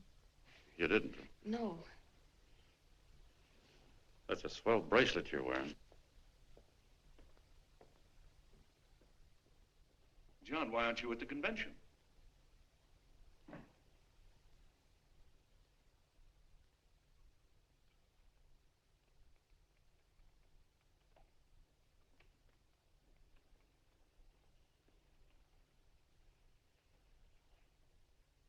Is there anything wrong? No, nothing's wrong. Everything's fine. So there's going to be a new order of things, huh? Everybody's going to cut himself a nice fat slice of the John Does, eh? You forgot one detail, Mr. Big Shot. You forgot me, the prize stooge of the world. Why, if you or anybody else thinks he's going to use the John Doe clubs for his own rotten purpose, he's going to have to do it over my dead body. Oh, hold on a minute, young man. Hold on. That's rather big talk. I started the John Doe clubs with my money, and I'll decide whether or not they're being properly used. No, you won't. You're through deciding anything. And what's more, I'm going down to that convention, and I'm going to tell those people exactly what you and all your fine feathered friends here are trying to cook up for them. And I'm going to say it in my own words this time. Stop it, baby. You ruined us, D.B.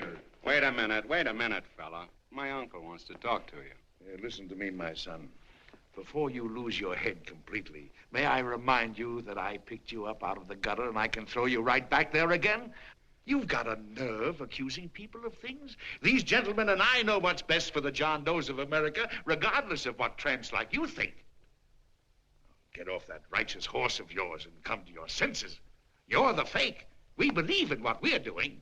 You're the one that was paid the 30 pieces of silver. Have you forgotten that? Well, I haven't. You're a fake John Doe, and I can prove it. You're the big hero that's supposed to jump off tall buildings and things. Do you remember? What do you suppose your precious John Does will say when they find out that you never had any intention of doing it, that you were being paid to say so? You're lucky they don't run you out of the country. With the newspapers and the radio stations that these gentlemen control, we can kill the John Doe movement deader than a doornail. We'll do it, too, the moment you step out of line. Now, if you still want to go to that convention and shoot your trap off, you go ahead and do it.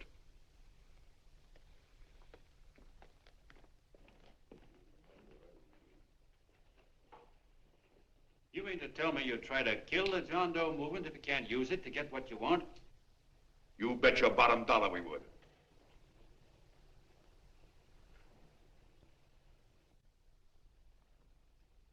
Well, that certainly is a new low. I guess I've seen everything now. You sit there back of your big cigars and think of deliberately killing an idea that's made millions of people a little bit happier. An idea that's brought thousands of them here from all over the country, by bus and by freight and jalopies and on foot, so they could pass on to each other their own simple little experiences. Why, look, I'm just a mug and I know it, but I'm beginning to understand a lot of things. Why, your type's as old as history. If you can't lay your dirty fingers on a decent idea and twist it and squeeze it and stuff it into your own pocket, you slap it down. Like dogs, if you can't eat something, you bury it. Why, this is the one worthwhile thing that's come along. People are finally finding out that the guy next door isn't a bad egg. That's simple, isn't it? And yet a thing like that's got a chance of spreading till it touches every last doggone human being in the world, and you talk about killing it. Why, when this fire dies down, what's going to be left? More misery, more hunger, and more hate. And what's to prevent that from starting all over again? Nobody knows the answer to that one, and certainly not you with those slimy, bollocksed-up theories you got. The John Doe idea may be the answer, though. It may be the one thing capable of saving this cockeyed world. Yet you sit back there on your fat hulks and tell me you'll kill it if you can't use it. Well, you go ahead and try. You couldn't do it in a million years with all your radio stations and all your power. Because it's bigger than whether I'm a fake. It's bigger than your ambitions, and it's bigger than all the bracelets and fur coats in the world. You bet it is, John. And that's exactly what I'm going down there to tell those people. A minute, you ungrateful rat. My uncle's been too good. He's getting away. John! Give me the bullet. John! I've always told you, D.B., you're playing with dynamite. Which way? All right, now, girl, get away. Before he gets through tonight, he'll rule us all. I'll stop him cold. Don't worry, I've been ready for this. John! Oh, John, please listen to me. Please, I can explain everything, John. I didn't know what they were going to do. Let me go with you, John. John, please. Go ahead, driver. Full park. Explain it to you, John. Please let me go with you. Please. John! Mr. Martin wants to see you. Listen to me, Mayor Lovett. You do as I say. I want them both arrested. You tell the police department to pick up Cannell. I've got the girl here. I've got the bullet. I don't care what you charge him with. If you're worried, let him go in the morning, but keep him in jail overnight. Hello, Bulletin. Put Pat Pryor on.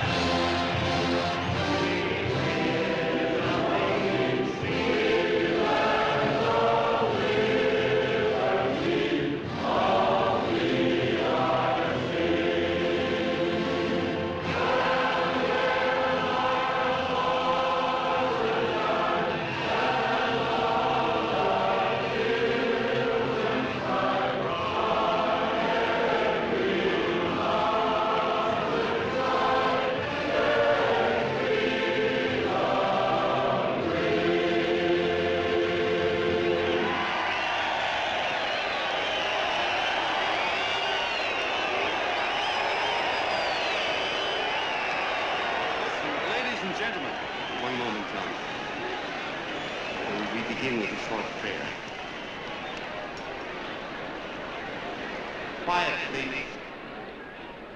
Ladies and gentlemen, let us have a moment of silent prayer for the John Does all over the world, many of whom are homeless and hungry. Rise, please. Everybody rise.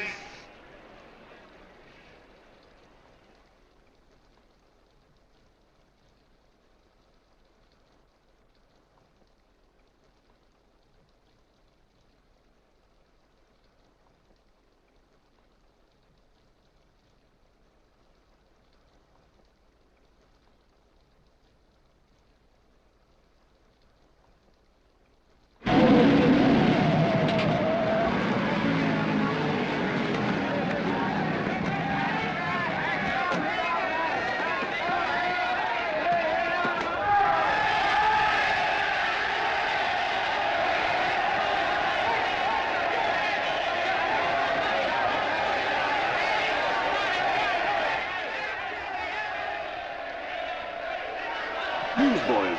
Hundreds of yelling newsboys are swarming into the park like locusts. They're yelling John Doe's a fake. Fake.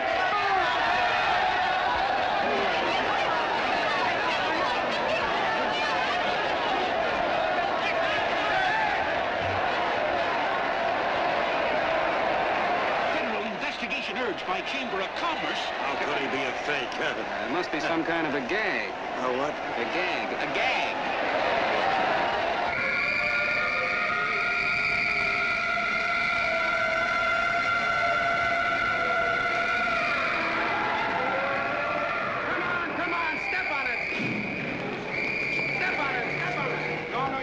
business now, so let's get going. Wait for the station. Hey, miss, will you autograph my balloon? Sure.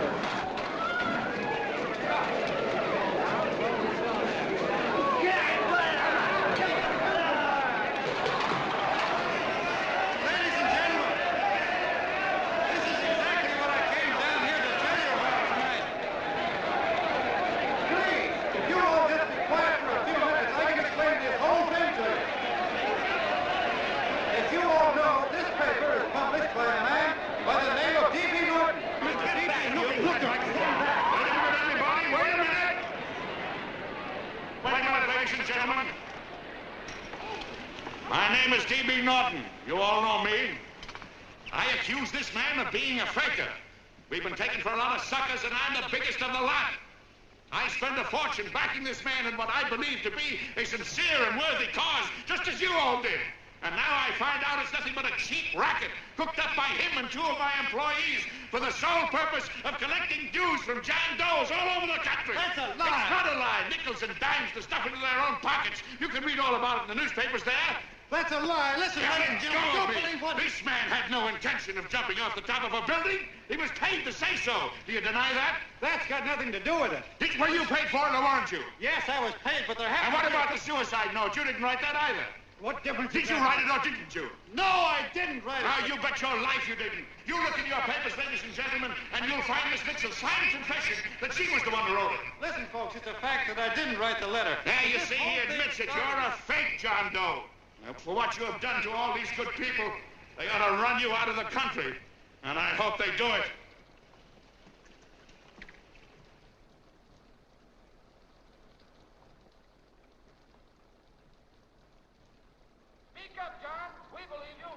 Please, listen, folks. Now that he's through shooting over his face, I've got a couple of things to tell you about. Come on, the rest of you get in here and riot. Break this crowd up. Come on. I'm sorry, folks, but we can't hear him anymore. Something's gone wrong with the loudspeakers. John Doe's a fake! Boo! They can't hear me. Boo! This thing's not working. Ladies and gentlemen.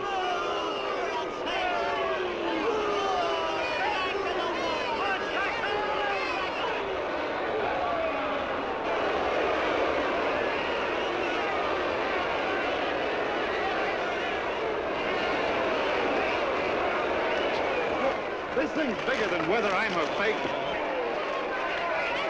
Look, Kirk, you believe me, don't you? Sure, I believe you. Walking my legs off, digging up 5,000 signatures for a phony. Well, there you are, Mr. Doe. 5,000 names asking you not to jump off any roof. It makes no difference, Bert. The idea's still good. We don't have to give up our club. Yeah, well, you can have it. They're starting to throw things. Somebody's going to get hurt. I'm afraid it'll be John Doe. Listen to that mob. I've got to go to him.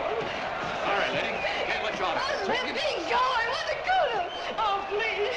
Please let me go. They're crucifying him. I can help him. Sorry, sister. We got orders to hold. Orders from who? Can't you see it's a framer? And oh, Mother, they won't let me go. They won't let me go. Listen, folks. You gotta listen to me, everybody. Back to the jungle, you hobo. Trust another racket. Stick to your clubs. We've been fed baloney so long, we're getting used to it.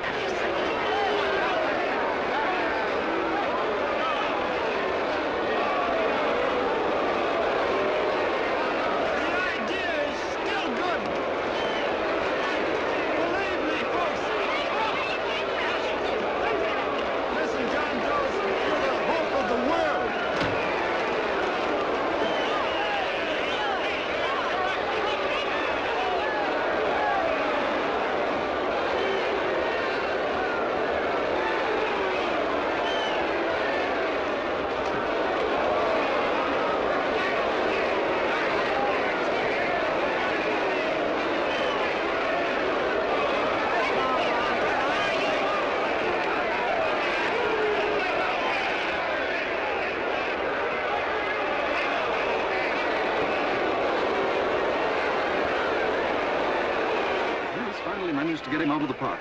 But if that boy isn't hurt, it'll be a miracle. Ladies and gentlemen, this certainly looks like the end of the John Doe movement.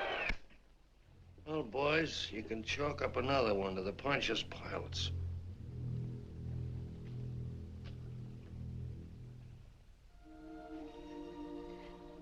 I should have been there. I could have helped him. He was so all alone. A lot of us are going to be mighty ashamed of ourselves after tonight. We certainly didn't give that man much of a chance.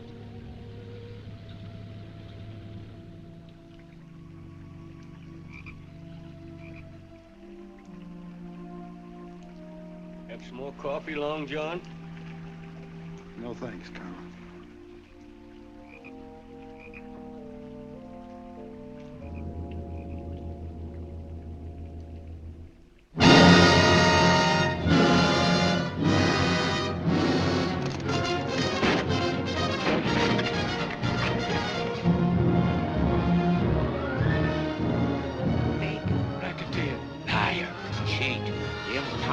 Why don't you jump? Christmas Eve at midnight.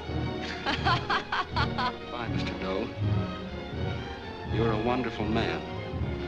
And God bless you, my boy. Now get in there and catch him.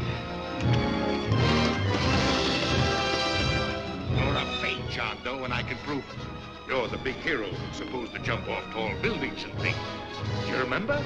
What do you suppose your precious John Does will say when they find out that you never had any intention of doing it, that you were being paid to say so? Christmas Eve at midnight.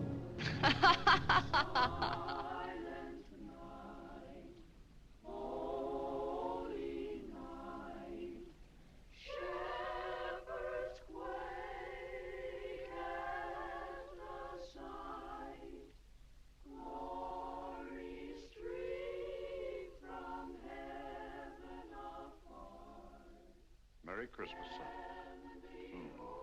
Merry Christmas.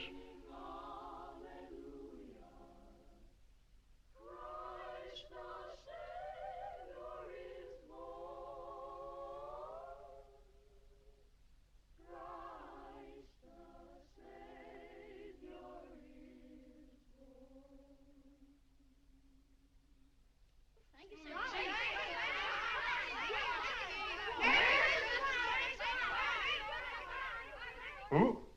John Doe. Is that screwball still around? Dame's been calling all day. Sure, I know. Yeah, at midnight, huh? Okay, lady. We'll have the place surrounded with nets. They're laughing at me.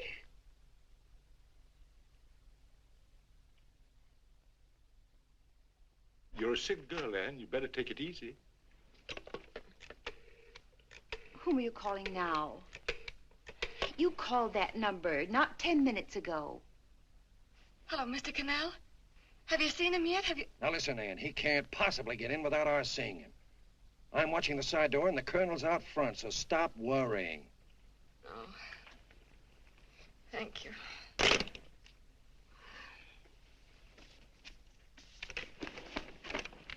What, Ann? Anne, don't be foolish. If this isn't the craziest, the battiest, the looniest wild goose chase I ever heard of. Oh, shut up, Bert. Sourpuss is right. Yeah, well, if he is, I'm a banana split. That man is going to be on that roof. Don't ask me how I know. I just know, and you know it as well as I do. Sure. I'd like to believe in fairy tales, but a guy that's a fake isn't going to jump off any roof. I don't think he was any fake, not with that face. And anyway, what he stood for wasn't a fake. Okay, honey, okay.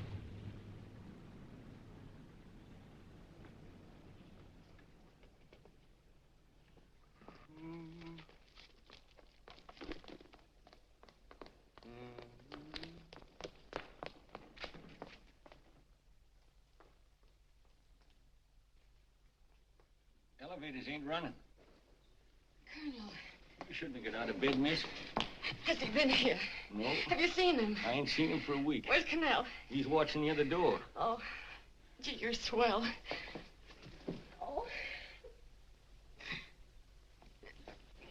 No sense in going up there. I've been here for hours. He ain't here. Let me go, will you? Now that's crazy. It's 14 floors.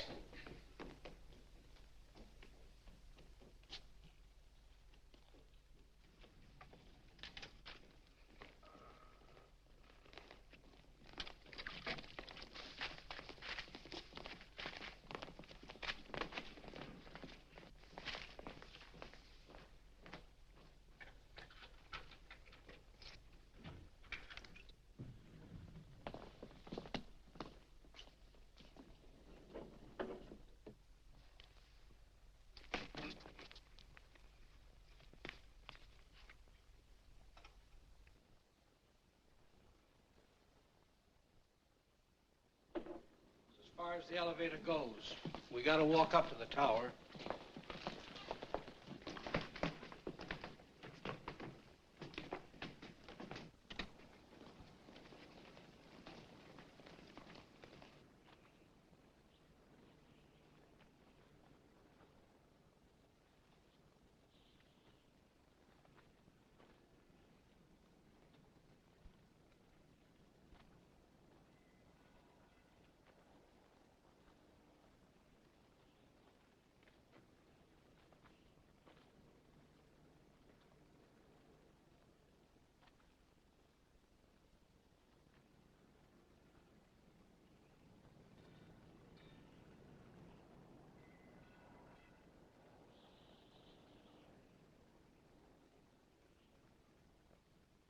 That tramp was probably full of Christmas cheer and asleep in some flop house.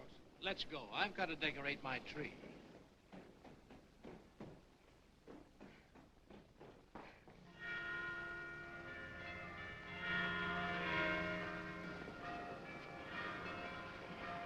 Well, I give up.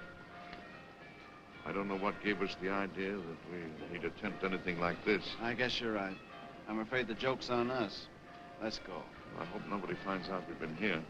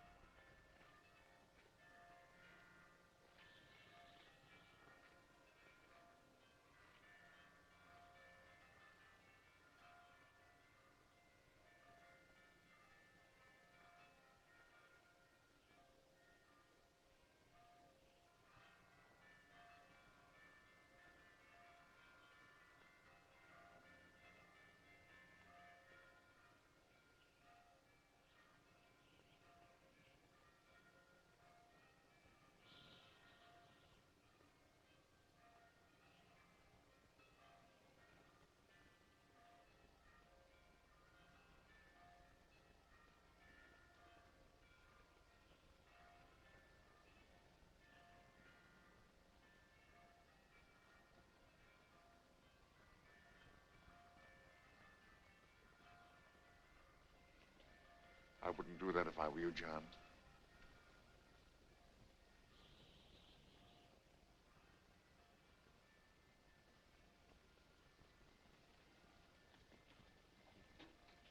It'll do you no good. Mayor has policemen downstairs with instructions to remove all marks of identification you may have on your person. You will be buried in Potter's Field, and you will have accomplished nothing.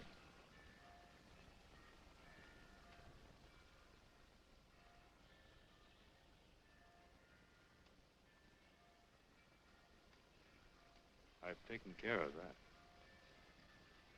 I've already mailed a copy of this letter to Mr. Cannell. John, why don't you forget this foolishness? Stop right where you are, Mr. Norton, if you don't want to go overboard with me.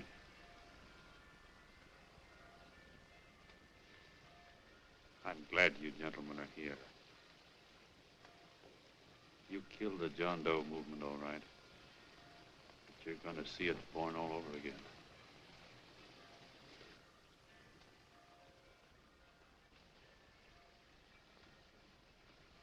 Now, take a good look, Mr. Norton.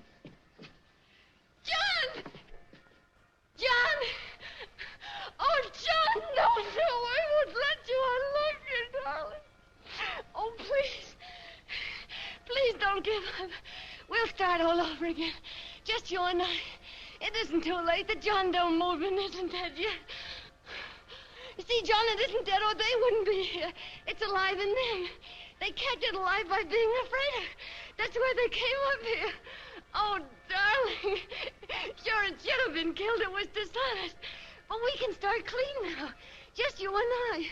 It'll grow, John, and it'll grow big because it'll be honest this time. Oh, John, if it's worth dying for, it's worth living for. Oh, please, John. Oh. Oh, please, please, God, help me. John, look at me. You want to be honest, don't you? Well, you don't have to die to keep the John Doe idea alive. Someone already died for that once. The first John Doe. And he's kept that idea alive for nearly 2,000 years. It was he who kept it alive in them. And he'll go on keeping it alive forever and always. For every John Doe movement these men kill, a new one will be born. That's why those bells are ringing, John. They're calling to us. Not to give up, but to keep on fighting, to keep on pitching. Oh, don't you see, darling? This is no time to give up. You and I, John, we... Oh, no. No, John. If you die, I want to die, too.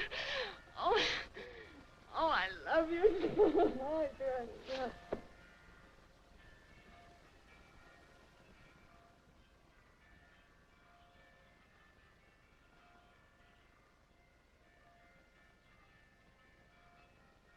Mr. Doe, you don't have to. We're with you, Mr. Doe. We just lost our heads and acted like a mob. What Bert's trying to say is that we need you, Mr. Doe. There were a lot of us that didn't believe what that man said. We were going to start up our John Doe Club again, whether we saw you or not. Weren't we, Bert? And there were a lot of others that were going to do the same thing. Well, Mr. Sourpuss even got a letter from his cousin in Toledo. I got it right here, Mr. Doe. Only it'd be a lot easier with you. Please. Please come with us, Mr. Doe.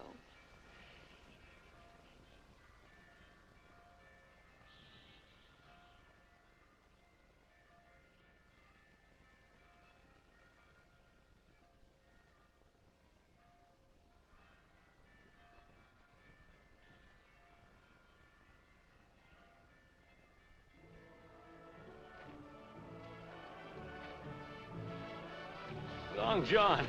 Mr. Doe. Here, we'll help you with her. She'll be all right. Mr. Doe, take her right down to the car. And right up. Oh, we got a car right down. They are, Norton, the people. Try and lick that.